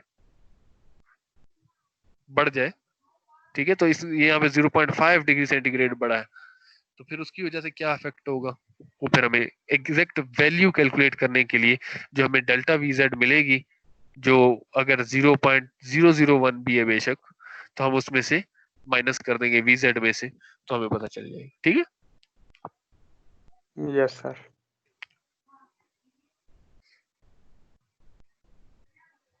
सर अगर टेम्परेचर पूछे बढ़ जाए पूछे। तो हमें एक चीज, अगर टेम्परेचर बढ़ जाए तो हमें एक चीज नोटिस करना चाहिए कि डेल VZ जो वो कम होगी सर VZ से बिल्कुल सर। बिल्कुल बिल्कुल जी बिल्कुल। इसका बकायदा तौर पे मैं स्ट्रक्चर से भी समझा चुका हूँ ना आप लोगों को कि टेम्परेचर एक extra yes sir. Energy effect कर रही होती है। ठीक है, तो ये बड़ा सादा से फार्मूला है। अब अगर आपको परसेंटेज में गिवन होगा तो आपने ये फार्मूला यूज करना है। सिर्फ क्या चीज ऐड आ जाएगी? VZ, ताकि आपको 0.01% पता चल सके। और अगर आपके पास मिली वोल्ट्स में गिवन है तो आपने VZ नहीं रखना, वो सादा सा फार्मूला। ठीक है, यस सर, जो परसेंटेज में तो VZ की वैल्यू हमें गिवन होगी। परसेंटेज में नहीं, बिल्कुल VZ हमेशा आपको गिवन होगा। VZ के बगैर काम हो नहीं सकता। VZ आपको हमेशा गिवन होना चाहिए, ताकि आपको पता हो कि आपने जो जीनर यूज किया है वो 5 वोल्ट वाला यूज किया है, 6 वोल्ट वाला यूज किया है, 12 वोल्ट वाला यूज किया है। ओके ठीक, सर।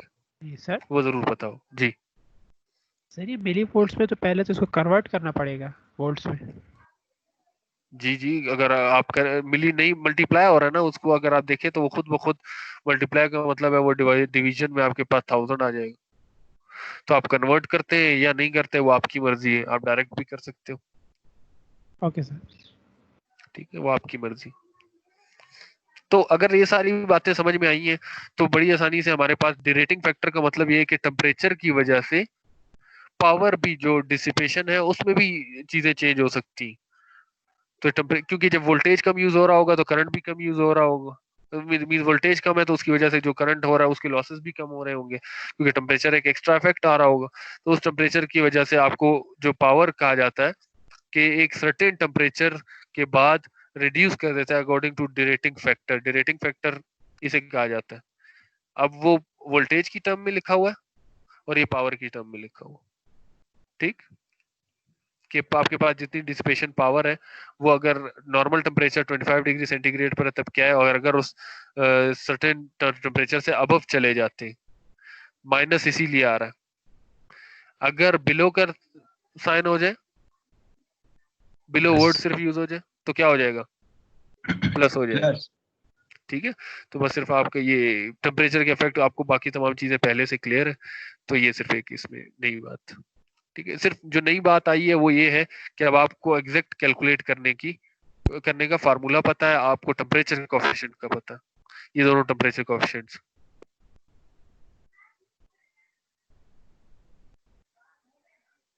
ठीक, तो ब्रेक करते हैं यहाँ तक, उसके बाद फिर हम दोबारा से इसको रिकंटिन्यू करते हैं। ठीक है सर क्लास को एंड ही कर दे। जी। सर आज एंड ही कर दे सर। सर यस सर आज सर एंड करते हैं सर, पेपर है हमारा। सर कोई भी क्लास नहीं, सिर्फ क्लास।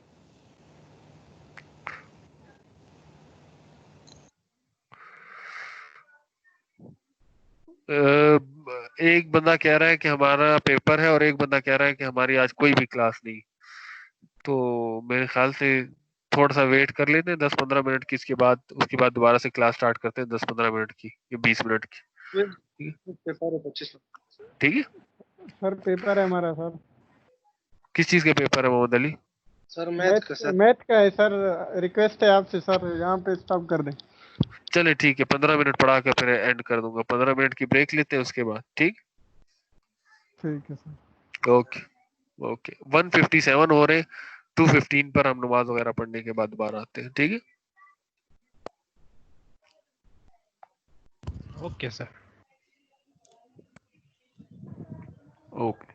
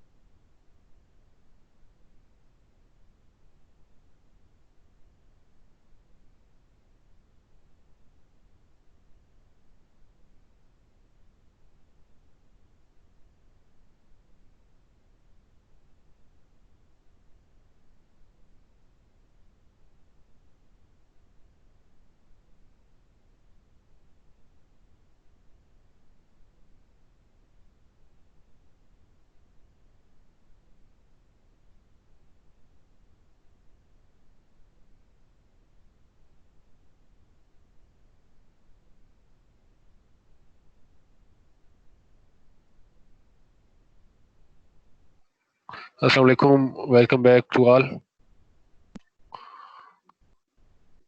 वालेकुम सलाम। बहुत मीन्स हमने ज़ीनर डायोड को समझ लिया है, तो अभी भी सिर्फ लास्ट चीज रहेगी कि आपको रेगुलेशन में समझाई जाए, और रेगुलेशन दो लिहाज से होती है, ठीक है। रेगुलेशन में एक तो इनपुट वोल्टेज के ऊपर जब ये एरो है, इसका मतलब है कि इनपुट जो वोल्टेज है वो वेरी कर रही है, उसमें चेंज आ रहा है। तो आप को ग्राफिकली तो मैंने समझा दिया है कि आप कहां से कहां तक वोल्टेज को वेरी कर सकते हो, इस पॉइंट से लेकर वीबीआर से लेकर वीबीआर तक, ऐसे ही जो आपके पास ये विंडो मौजूद है। और उसके लिए आपको बड़ी सिंपल सी चीज पता है कि वी जेड पर आपके पास वोल्टेज करंट कितना होता है, आई जेड के, और वीबीआर पर वोल्टेज करंट कितना होता है, आई जेड एम, ऐसे ही। तो इसका मतलब है कि आपके पास जो इनपुट वोल्टेज है, ठीक है, और अगर आप चाहते हो कि आपके पास जो इनपुट वोल्टेज है वो जो वेरी कर रही है, उसके बाद जो उसकी जो वोल्टेज है वो मस्ट है कि वो इन दो के बिटवीन आ रही हो, ठीक है, या इनकी वजह से जो आपके पास करंट क्रिएट हो रहा है वो आई जेड के और आई जेड एम के बिटवीन आ रहे हो। जो बार बार मैं एक ही इक्वेशन आप लोगों को बता रहा हूँ कि यहाँ पर अगर इस वोल्टेज का नाम लिया जाए तो इसे हम एक और नाम भी दे सकते हैं, इसे कह सकते हैं हम वी मिनिमम, वी इन के लिहाज से कह दें या वी इन मिनिमम कह दें, और इस पॉइंट को हम नाम दे सकते हैं वी मैक्सिमम, ठीक है। तो एक तो वोल्टेज के लिहाज से, क्योंकि कुछ वोल्टेज यहाँ से प्रोवाइड होगा, उसमें से कुछ यहाँ पर ड्रॉप होगा और बाकी क्या यहाँ पर ड्रॉप होगा, और फिर आपके पास ये कंडक्शन आपके पास हो रही होगी, ठीक है। तो आपको जब सीरीज में दो सर्किट्स मौजूद होते हैं तो आपको ये डायोड, जो ज़ीनर डायोड है वो रिवर्स बायस में लगा हुआ, आपको पता होगा पॉजिटिव इसके आपके पास एन टाइप के साथ लगा हुआ है और पी टाइप के साथ नेगेटिव कनेक्टेड है। तो आपके पास जब ये ज़ीनर डायोड है तो इसके अक्रॉस वोल्टेज ड्रॉप कितना होगा, वी जेड। तो आपके पास दो वोल्टेजेस हैं, एक रेजिस्टेंस ये है और एक आपके पास ये डायोड है, तो इस रेजिस्टर के अक्रॉस भी वोल्टेज ड्रॉप होगा, उस वोल्टेज को हम नाम दे देते हैं वी आर। तो ये दोनों ऐड होकर, क्योंकि ये दोनों सीरीज में हैं, तो ये दोनों ऐड होकर ही कोई वोल्टेज बनाएंगे जो कि क्या कहलाएगा, वी इन, ठीक है। तो आप इस चीज के लिए कैलकुलेशंस करते हो, ठीक है। अब वो कैलकुलेशंस क्या थी वो मैं आपको समझाता हूँ। ये तो चीज हो गई कि इनपुट वोल्टेज के चेंज होने की वजह से आपको पता हो कि आखिर इनपुट वोल्टेज, आप ऐसा तो नहीं कर सकते कि रिवर्स बायस में -2 वोल्ट प्रोवाइड कर दें। अगर आपके पास VZ मींस ये जो पॉइंट है वो -5 है, तो -2 पर कोई कंडक्शन नहीं हो रही होगी, तो इसका मतलब है इनपुट वोल्टेज पर कोई भी कंडक्शन नहीं हो रही, ठीक है। इसी तरह से अगर आप -10 उसके मैक्सिमम लिमिट है और आप उसको -15 प्रोवाइड करते हैं, तो तब भी कंडक्शन होगी, लेकिन वो बर्न आउट हो जाएगा और वो जल जाएगा। तो मस्ट है कि आपको एक रेंज पता चले इनपुट की, कि मिनिमम और मैक्सिमम कितने वोल्टेजेस है जिसके बिटवीन आप रेगुलेशन करवा सकते हो, उसके अलावा आप रेगुलेशन नहीं करवा सकते। एक ही वोल्टेज है। दूसरा, यहाँ पर इसके साथ एक लोड रेजिस्टर भी कनेक्ट हो सकता है। लोड रेजिस्टर की वैल्यू जितनी ज्यादा होगी या जितनी कम होगी वो भी बहुत ज्यादा अफेक्ट करता है, वो फिर इसी से अगली स्लाइड में बताता हूँ, ठीक है। तो लेट सपोज हम कैलकुलेट करना चाहते हैं कि इनपुट्स कितनी आपकी इस रेंज में आ सकती हैं, तो मैं इसे नाम दे देता हूँ वी इन मिनिमम, ठीक है। सबसे पहले मैं मिनिमम कैलकुलेट करता हूँ। मिनिमम कौन सा पॉइंट है वो आपको पता है, वो VZ पॉइंट है या वो पॉइंट है जहां पर आपके पास VK की वैल्यू होगी। तो वी इन मिनिमम, तो ये वोल्टेज ऐड होगी, क्योंकि किरचॉफ वोल्टेज लॉ हमें ये बताता है कि टोटल वोल्टेज इक्वल होता है जो आपके पास जहां जहां पे वोल्टेज डिवाइड हुई है। तो हम इसे कहते हैं VR और प्लस VZ। यहाँ पर देख रहे हैं 10 वोल्ट लिखा हुआ है और यहाँ पे लिखा है पॉजिटिव एंड नेगेटिव। इसका मतलब है कि जीनर डायोड के अक्रॉस वोल्टेज ड्रॉप कितना हो रहा है, 10 वोल्ट। तो इसका मतलब है 10 वोल्ट VZ की वैल्यू। तो आपको VZ की वैल्यू पता है लेकिन आपको VR की वैल्यू नहीं पता। तो VR के लिए आप कैसे कैलकुलेट करोगे, VR इज इक्वल टू, यहाँ से एक करंट सीरीज सर्किट है तो एक करंट फ्लो कर रहा होगा जिसे आप नाम देते हो क्या, IZT, जो जीनर से भी गुजर रहा होगा, ठीक। तो IZT करंट गुजर रहा है और यहाँ से एक रेजिस्टेंस है, तो आप इसे नाम, करंट यहाँ से जो पास हो रहा है वो है आपके पास IZT और रेजिस्टेंस की वैल्यू R। लेकिन जब बात होती है मिनिमम की, ये कौन सा पॉइंट होगा, ये रिवर्स बायस में ये पॉइंट होगा जब पर एक्चुअली स्टार्ट होगा। तो मिनिमम ये पॉइंट है वोल्टेज का, वी इन का। तो इस पॉइंट पर आपके पास करंट की वैल्यू क्या होती है, IZK, ठीक है। मिनिमम वोल्टेज तो इस पर पॉइंट की वैल्यू होगी IZK, तो हम इस I की जगह पर क्या लिखेंगे, IZK। तो हमारे पास VR इक्वल होगा IZK इंटू R, ठीक। तो ये कैलकुलेट करने के लिए आपको R की वैल्यू पता है, वो क्या है 220 ओहम। आपको IZK कैलकुलेट करना है, IZK आपको गिवन है, ठीक है। तो आप जब इन दोनों को मल्टीप्लाई करोगे, आप मल्टीप्लाई करें 0.25 मल्टीप्लाई बाय 220, 0.25 मिली 55 मल्टीप्लाई बाय 220, 55 आंसर आ रहा है, 55 सर। यस ठीक है जी।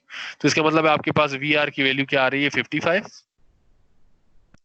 तो आप दोबारा से इस इक्वेशन में VR पुट करोगे तो 55 प्लस VZ की वैल्यू कितनी है 10, तो आपके पास 65 वोल्ट आ गई। देख लीजिए ये 55 ही आ रहा है क्योंकि 0.25 मिली है, मिली मींस 10 टू द पावर -3। इसका मतलब है वैल्यू 1000 से डिवाइड होगी, 55 आना नहीं चाहिए वैसे।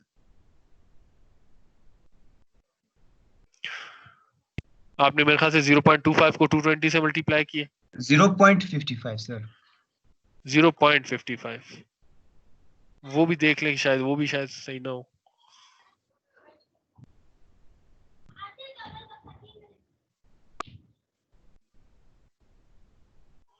कैलकुलेटर से मैं अभी इसको कैलकुलेट कर देता हूँ।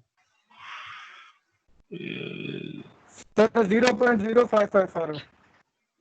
0.055 होना चाहिए था, बिल्कुल 0.055, ठीक है। 0.0,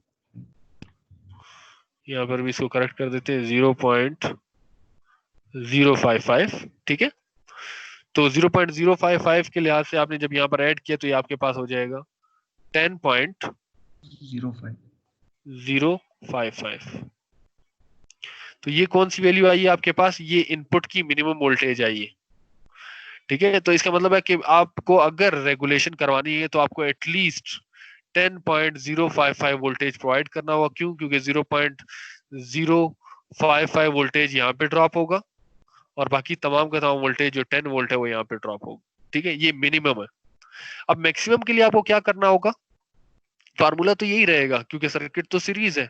सिर्फ हमारे पास जो फार्मूले में मिनिमम था उसकी जगह पे हम क्या लिख देंगे? मैक्सिमम। वी आर ही रहेगा, फिर हम VZ ही लिखेंगे। एक मिनट अंडी, में सिर्फ एंड कर दूं, आपका क्वेश्चन ले लेता हूं। VR plus VZ। अब VR कैलकुलेट करना है मैक्सिमम के लिए, तो बताएं जी IZ की वैल्यू क्या होनी चाहिए? IZT की वैल्यू मैक्सिमम। मैक्सिमम का मतलब है कि वो ये पॉइंट है IZM। सर ठीक, IZ के से मतलब ग्रेटर होनी चाहिए सर। नहीं ग्रेटर तो होगी, वो तो इन बिटवीन होगी। मैक्सिमम ये पॉइंट है हमारा, मिनिमम पॉइंट ये है, मैक्सिमम पॉइंट ये है। जैसे ही आप इससे थोड़ा सा ऊपर चले जाते हो तो आप बर्न आउट होना, मतलब आपकी जो जो वो डिवाइस है वो बर्न आउट हो जाती है। तो हमें वैसे तो आप देखो, मैंने हम कहा था कि आईजेड से ग्रेटर होना चाहिए, लेकिन स्टार्टिंग पॉइंट यही है आपका, ये पॉइंट आईजेड के, और एंड पॉइंट आपके पास IZM है। ठीक है, जिनके बिटवीन ही रहना है आपको। इसीलिए तो आप रेंज तो इन पॉइंट्स पर बताओगे ना, इस पॉइंट पर कितना वोल्टेज है और इस पॉइंट पर कितना वोल्टेज होगा, तभी ये मैक्स होगा और वो मिनिमम होगा। तभी आप बताओगे कि इन दो वोल्टेजेस के बिटवीन आप अगर रहेंगे तो आप वोल्टेज को रेगुलेट करवा सकते हैं और जीनर डायोड को रिवर्स में कंडक्ट करवा सकते हैं। ऐसे ही? Yes sir. ठीक है, तो इसलिए हम VR को अभी क्या लिखेंगे? IZM। ठीक है, और R वही है। IZM की वैल्यू की कैलकुलेशन के लिए आपको पीछे फार्मूला बताया था, पावर डिसिपेशन का फार्मूला था VZ IZ, ऐसे ही P VI। तो सिर्फ हमें क्या चाहिए? I चाहिए, तो इसके लिए वो आपके पास रीअरेंज करोगे तो I हो जाता है P/V। ठीक है, तो आपको पावर भी गिवन है, VZ भी गिवन है, तो आप जब इन दोनों को डिवाइड करते हो तो आपके पास IZM की वैल्यू आती है 100 मिली एम्पेयर। ठीक है, तो 100 मिली एम्पेयर को अभी 220 से मल्टीप्लाई करें, क्या आंसर आता है? Multiply by 220, answer 22। ठीक है, तो यहाँ पर आप 22 में जब ऐड करते हैं 10 को तो आंसर आ जाएगा आपके पास 32।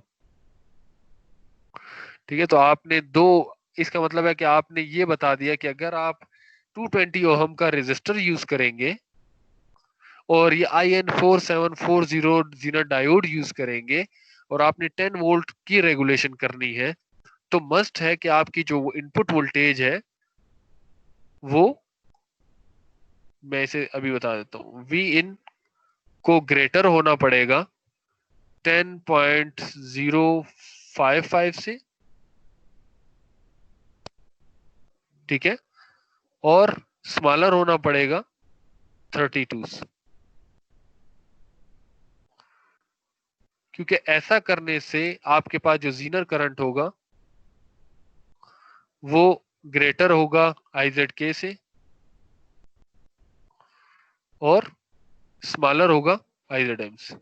मुझे एक कंफ्यूजन दूर कर दे सर, क्या जी जी IZM पे डायोड जल जाएगा या जी जी IZM पे, IZM पे। अच्छा IZM पे। जी, इसीलिए तो हमने उससे लो का निशान दिया कि उससे नीचे 32 मीन 31.9 तक बर्नआउट नहीं होगा। ठीक है, इसको फिर भी मैं यस सर। एग्जैक्ट चेक करके भी आपको बता दूंगा। ठीक है सर, जी। सर इसमें इम्पिडेंस नहीं आएगी? क्यों आएगी?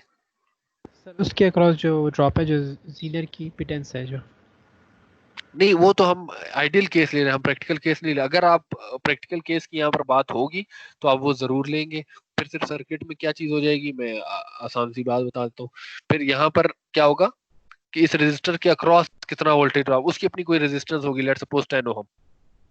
ठीक है, तो यहाँ से करंट तो आपको पता है कितना पास हो रहा है, IZK हो रहा है Yes, जब sir. मिनिमम है, और मैक्सिमम के कब कितना हो रहा है, IZM हो रहा है। ठीक है, तो जिस तरह आपने VR कैलकुलेट किया इसी तरह से आप फिर जीनर की वो इम्पीडेंस के वोल्टेज कैलकुलेट कर लोगे VZ।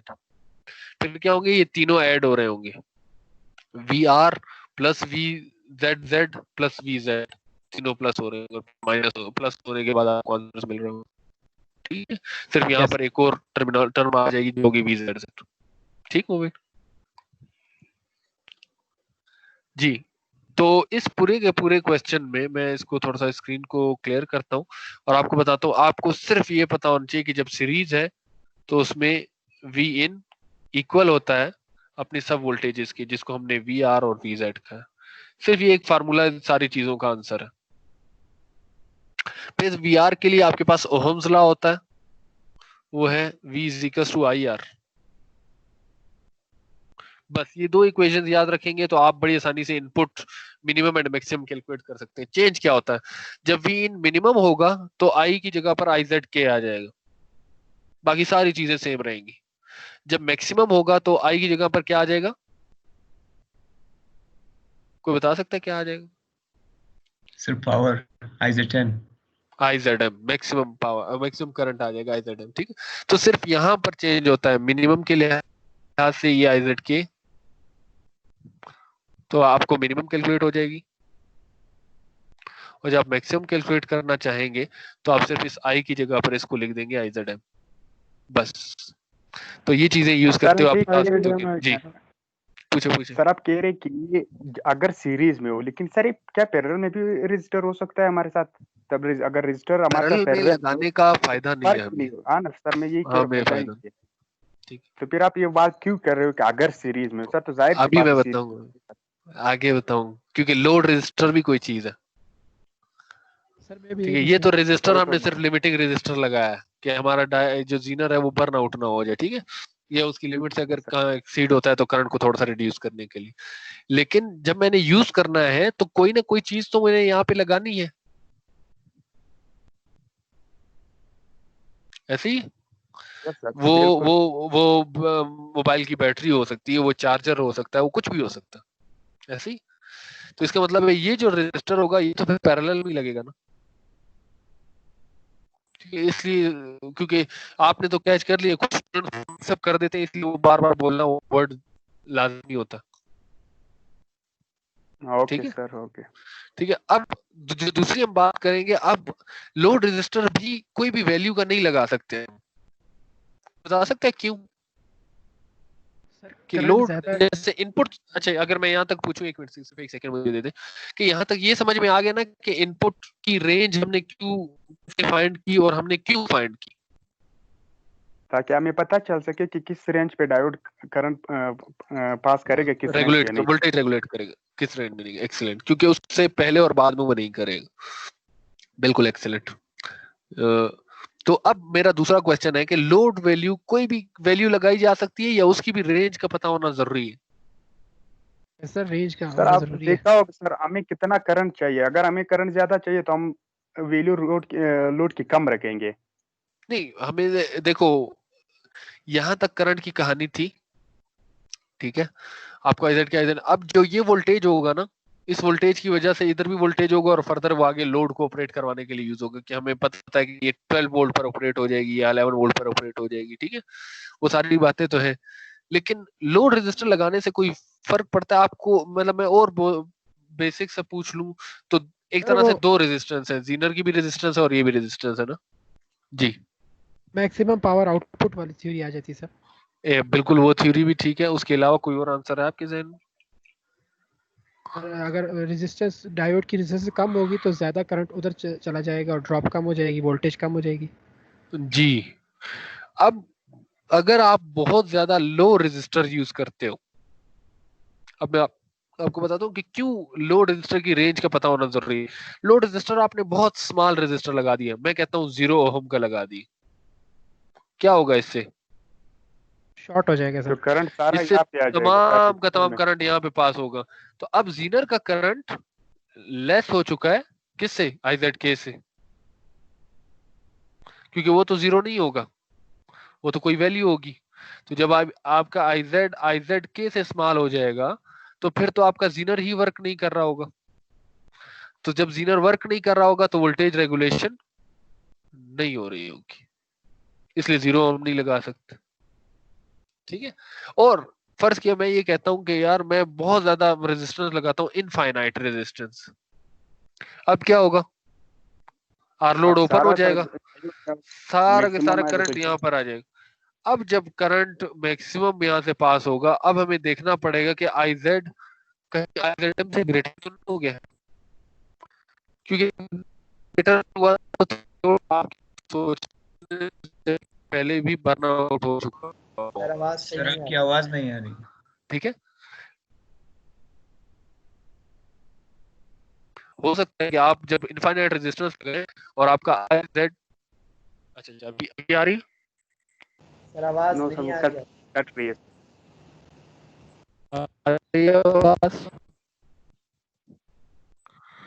नो सर, कट रही है।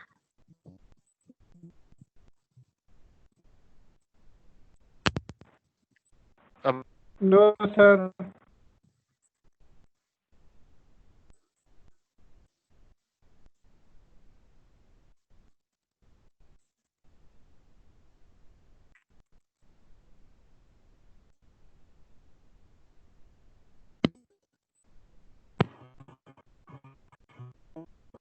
जी अब सर आपकी आवाज ठीक है, आवाज नहीं है सर, बिल्कुल भी नहीं। आ रही है? आप लोगों को आवाज नहीं?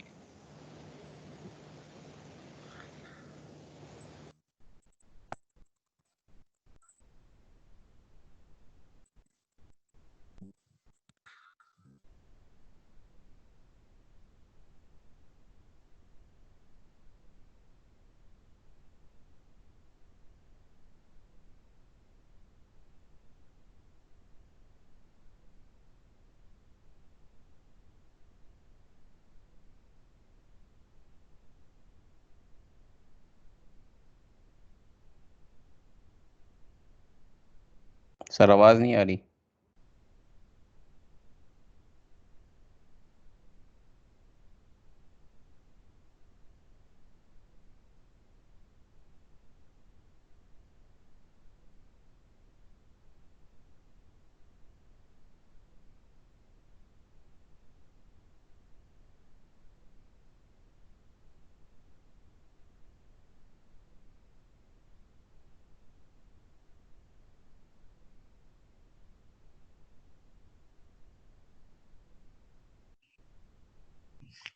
जी अब आवाज आ रही? यस सर अभी है। ठीक है। Yes sir. तो हमारी जो डिस्कशन चल रही थी वो इस पर थी कि अगर लोड रेजिस्टर जो आपने कनेक्ट किया है वो इनफाइनाइट है तो आपको देखना पड़ेगा कि आईजेड से कहीं ग्रेटर तो नहीं हो गया, क्योंकि अगर आईजेड से ग्रेटर हो जाएगा तो क्या हो जाएगा? डायोड बर्न आउट हो जाएगा। लेकिन ये आईजेड किस चीज पे डिपेंड कर रहा होगा? इस इनपुट वोल्टेज पे। अगर ये कम है और आपका आईजेड इस आईजेड से कम ही रह रहा है। सर स्लाइड शो नहीं हो रहे। जी जी बोले, स्लाइड शो नहीं हो रही है आपको? कैसी बात कर रहे हैं आप? क्या आपको अभी स्लाइड हो शो नहीं गए। हो रही? आ रही है सर स्लाइड्स।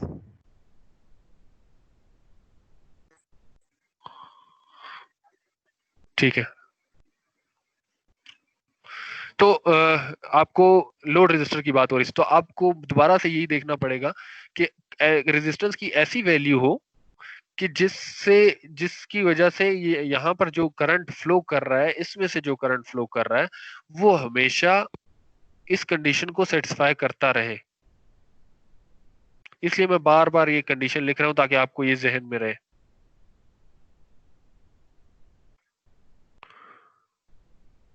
ठीक है, तो इस कंडीशन को वो सेटिस्फाई जरूर कर रहा हूं। अब ये देखने के लिए हम आगे इस सर्किट को देखते हैं कि हमने लोड रेजिस्टर लगा दिया, इसलिए वेरिएबल लगाया। अब आपको एक चीज बता दूं कि आपको जो यहाँ पर करंट आ रहा है, एक नोड है, तो यहाँ पर KCL यूज हो जाता है, current into the node is equals to current out of the node. ठीक है, इसका मतलब क्या है कि IT will be equivalent to IZ plus IL, और कोई इनपुट वोल्टेज होगी। अभी इनपुट में वेरिएशन नहीं है क्योंकि हमें समझ में आ गया कि किस रेंज में। अब लेट सपोज हम अभी जो हमने कैलकुलेट किया है 10.055 और 32 वोल्ट्स, उन दोनों के बिटवीन का वोल्टेज प्रोवाइड कर रहे हैं, जो कुछ भी है, 12 है या 13 है, जो भी है। ठीक है, तो आपको सिर्फ ये KCL की इक्वेशन बतानी थी कि IT is equal to IZ plus IL। ठीक है, दोबारा से वही बता रहा हूं कि सिर्फ जो कंडीशन चेक करनी है रेगुलेशन के लिए जरूरी क्या है, ये करंट जरूरी है। इसको क्या होना चाहिए, इसको IZK से ग्रेटर होना चाहिए और स्मॉलर होना चाहिए IZN से। बस ये इक्वेशन पिछले इनपुट वोल्टेज को काउंट करने के लिए भी जरूरी था और इसके लिए भी। ठीक है, तो हमारे पास यही बातें यहाँ पे लिखी हुई हैं। तो इसके लिए दो चीजें होती हैं, एक होता है नो लोड। नो लोड का मतलब है कि आपने इनफाइनाइट रेजिस्टेंस का लोड लगा दिया, जो जैसे अभी हमने बात की थी कि अगर यहाँ पर इनफाइनाइट रेजिस्टेंस लगा दोगे तो ये दो टर्मिनल एक ओपन की तरह बिहेव कर रहे होंगे। तो ओपन का मतलब है कि कोई लोड नहीं लगा हुआ, कोई भी लोड नहीं है, तो तमाम का तमाम करंट कहां से पास होगा, IZ से, और IL करंट किसके बराबर हो जाएगा, 0, क्योंकि ये ओपन है। ठीक है, तो इसी तरह फुल लोड में क्या होगा, जब RL कनेक्टेड हो। ठीक है, तो RL कनेक्ट होगा तो अब करंट डिवाइड होगा किसमें, जीनर में और लोड रेजिस्टर में।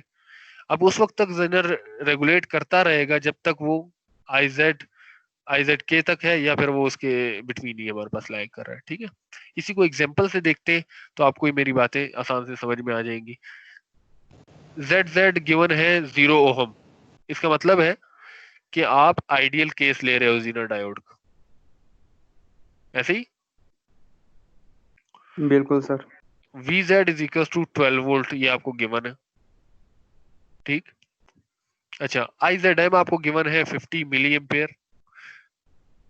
ठीक है, और IZK आपको गिवन है 1 मिली एम्पेयर। ठीक है, VZ भी आपको गिवन है।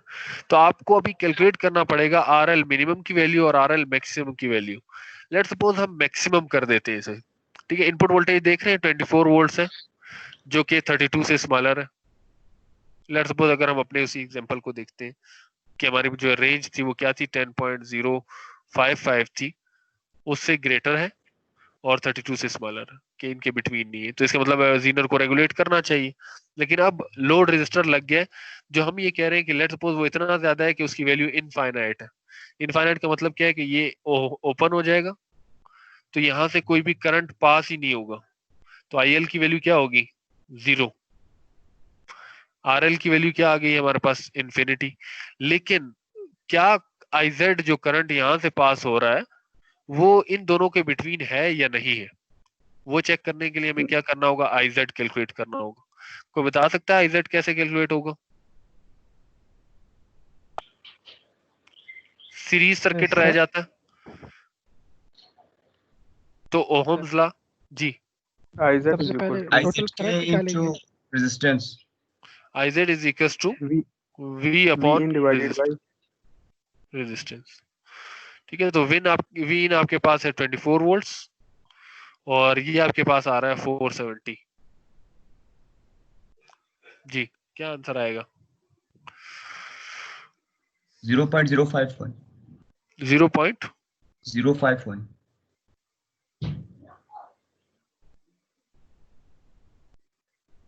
051. ठीक, मैं एक मिनट देखता हूँ कि आगे जब इन्होंने कैलकुलेट किया है, सॉरी VZ हमने माइनस नहीं किया उसमें से, हमने VZ माइनस नहीं किया क्योंकि हमारे पास जो वोल्टेज है उसमें ये वोल्टेज भी तो माइनस होना जरूरी है कि हमारे पास जो 12 वोल्ट्स है वो इसके क्रॉस माइनस हो रहा होगा और ये इनपुट वोल्टेज है, तो 24 माइनस 12, तो आपके पास जो फार्मूला है टोटल वोल्टेज का वो बनेगा V इन माइनस VZ। तो इस तरह 24 माइनस 12 तो यार जब आप इसको कैलकुलेट करेंगे तो ये आपके पास 25.5 मिली एम्पेयर बन रहा 0.025. ऐसे ही। तो Yes, अब sir. हमें नजर आ रहा है कि ये जो IZ है तो ये इन दोनों के बिटवीन है या नहीं है? यस सर बिल्कुल है।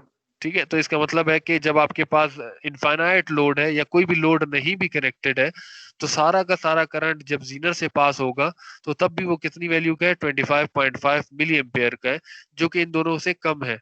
तो इसका मतलब है कि आपके पास जो मैक्सिमम लोड रेजिस्टर आप कनेक्ट कर सकते हैं वो कितना कर सकते हैं? इनफिनिट। इनफाइनाइट। सर सिर्फ इसी सिचुएशन में है ना? सिर्फ इस सिचुएशन में, इस वोल्टेज पर और इस रेजिस्टेंस पर। Okay sir. ठीक है, अदरवाइज मैं अभी दूसरा तरीका बताऊंगा उसी से फिर आपको, जैसे हम RL मिनिमम कैलकुलेट करेंगे आप RL मैक्सिमम भी उसी तरह से कैलकुलेट कर सकते हो। अब दूसरी चीज रहेगी RL मिनिमम।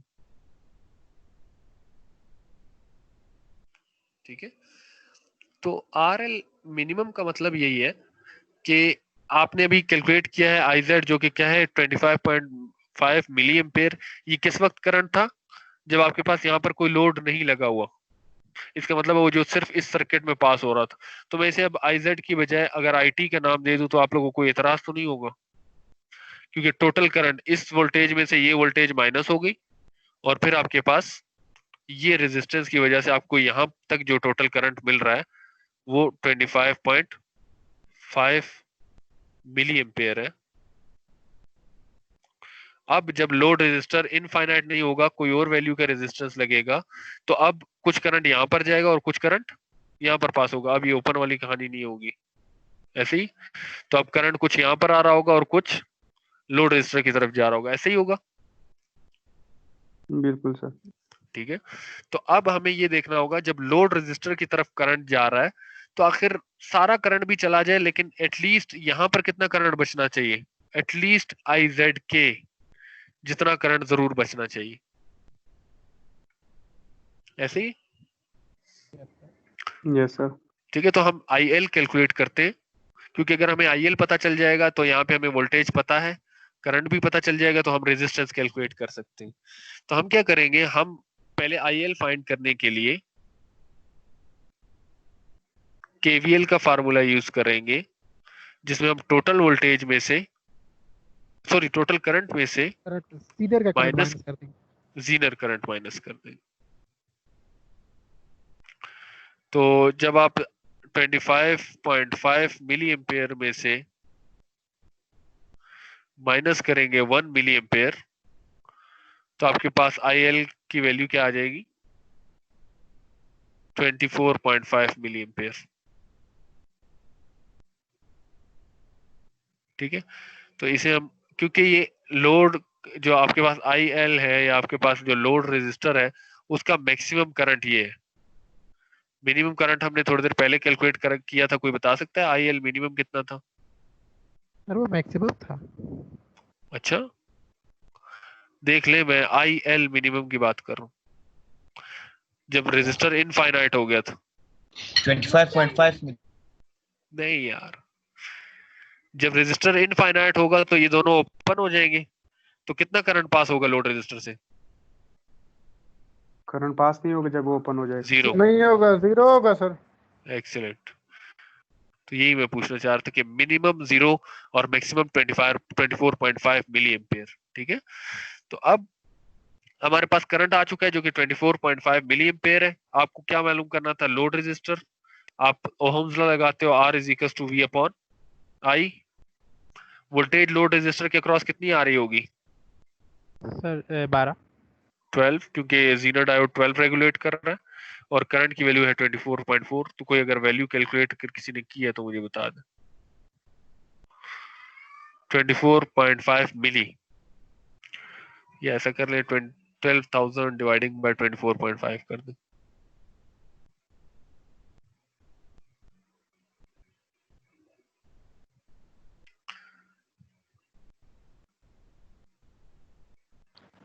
Sir 489.7 48 489.79 79 sir. ठीक है, मैं उसे 8 कर देता हूँ, ठीक है, ओहम्स। तो ये इसका मतलब है कि ये आपके पास RL मैक्स मिनिमम की वैल्यू है, ठीक है। तो मिनिमम रेजिस्टेंस आप कितना यूज कर सकते हो 489.8 ओहम्स का, और मैक्सिमम रेजिस्टेंस कितना यूज कर सकते हो इनफाइनाइट। इनफाइनाइट। तो बस ये सिंपल सी बातें उसके रेगुलेशन के लिहाज से कि आपको जो चीजें पता हो, ठीक है। इसका एग्जांपल आगे सॉल्व्ड है, ठीक है, उन्होंने 490 लिखा है, हमने 480.9 लिखा है, तो एग्जांपल एग्जैक्टली सॉल्व्ड है, ठीक है। अगर कोई क्वेश्चन है तो पूछ ले, मैं आंसर करने के लिए तैयार हूँ। सर बैटरी की लोड रेजिस्टेंस कैसे पता चलेगी? बैटरी की सर लोड रेजिस्टेंस, उसके लिए फिर सोर्सेस को पढ़ना पड़ता है, हर एक सोर्स की उसकी भी रेजिस्टेंस मेंशन होती है, उसे कहते हैं RS, सोर्स रेजिस्टेंस।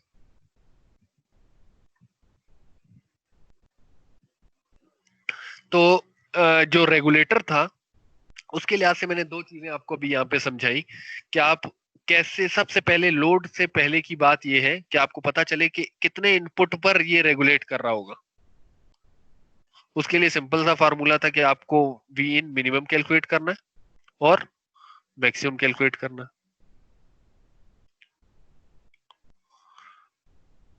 ठीक है। वो कैसे करते थे, आपको पता है कि KVL है, जब सीरीज सर्किट होता है तो V in इक्वल होता है VR प्लस VZ के। फिर R को कैलकुलेट करने के लिए आप करते हो VR is equal to IR। तो अगर आपने मिनिमम के लिहाज से कैलकुलेट करना है तो इस I की वैल्यू आप क्या लिखते हो, IZ के, क्योंकि एटलीस्ट इतना करंट यहां से पास होना चाहिए। और जब आप मैक्सिमम की बात करते हो तो आप इस I की जगह पे लिख देते हो IZM। तो आपको पता चलता है, तो ये इससे आपको इनपुट वोल्टेज पता चलती है कि उसकी क्या रेंज होगी, जो कि आपने अभी कैलकुलेट की थी 10.055 वोल्ट से लेकर 32 वोल्ट, ठीक है। ये तो हो गई इसकी। अब लोड रजिस्टर की बात फिर हमें सीखनी होती है कि हमें लोड रजिस्टर कितना है। अगर आप लोड रजिस्टर की मैक्सिमम वैल्यू इस सर्किट के लिहाज से आप इनफाइनाइट लगाते हो तो आपके पास करंट बिल्कुल मिनिमम फ्लो करेगा लोड रजिस्टर से, जो कि इक्वल होगा 0 के।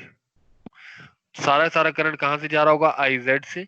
तो आपको देखना होगा ये जो IZ करंट है ये मस्ट है कि स्मॉलर देन हो IZMs। तो उसके लिए आप IZ को कैलकुलेट करने के लिए, इसका मतलब है कि ये Z से मैक्सिमम करंट फ्लो कर रहा है।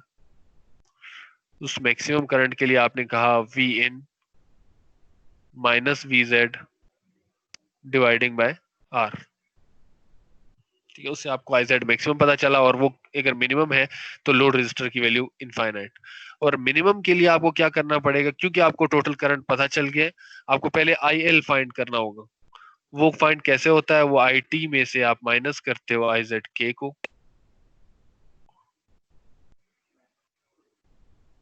तो आपको पता चलता है कि IL की मैक्सिमम कितनी वैल्यू फ्लो कर रही है। ये जब पता चल जाएगा तो फिर आप RL मिनिमम की वैल्यू कैलकुलेट कर सकते हो, और R इज इक्वल टू होता है V अपॉन I, आप इधर लिखो तो VZ अपॉन IL मैक्सिमम,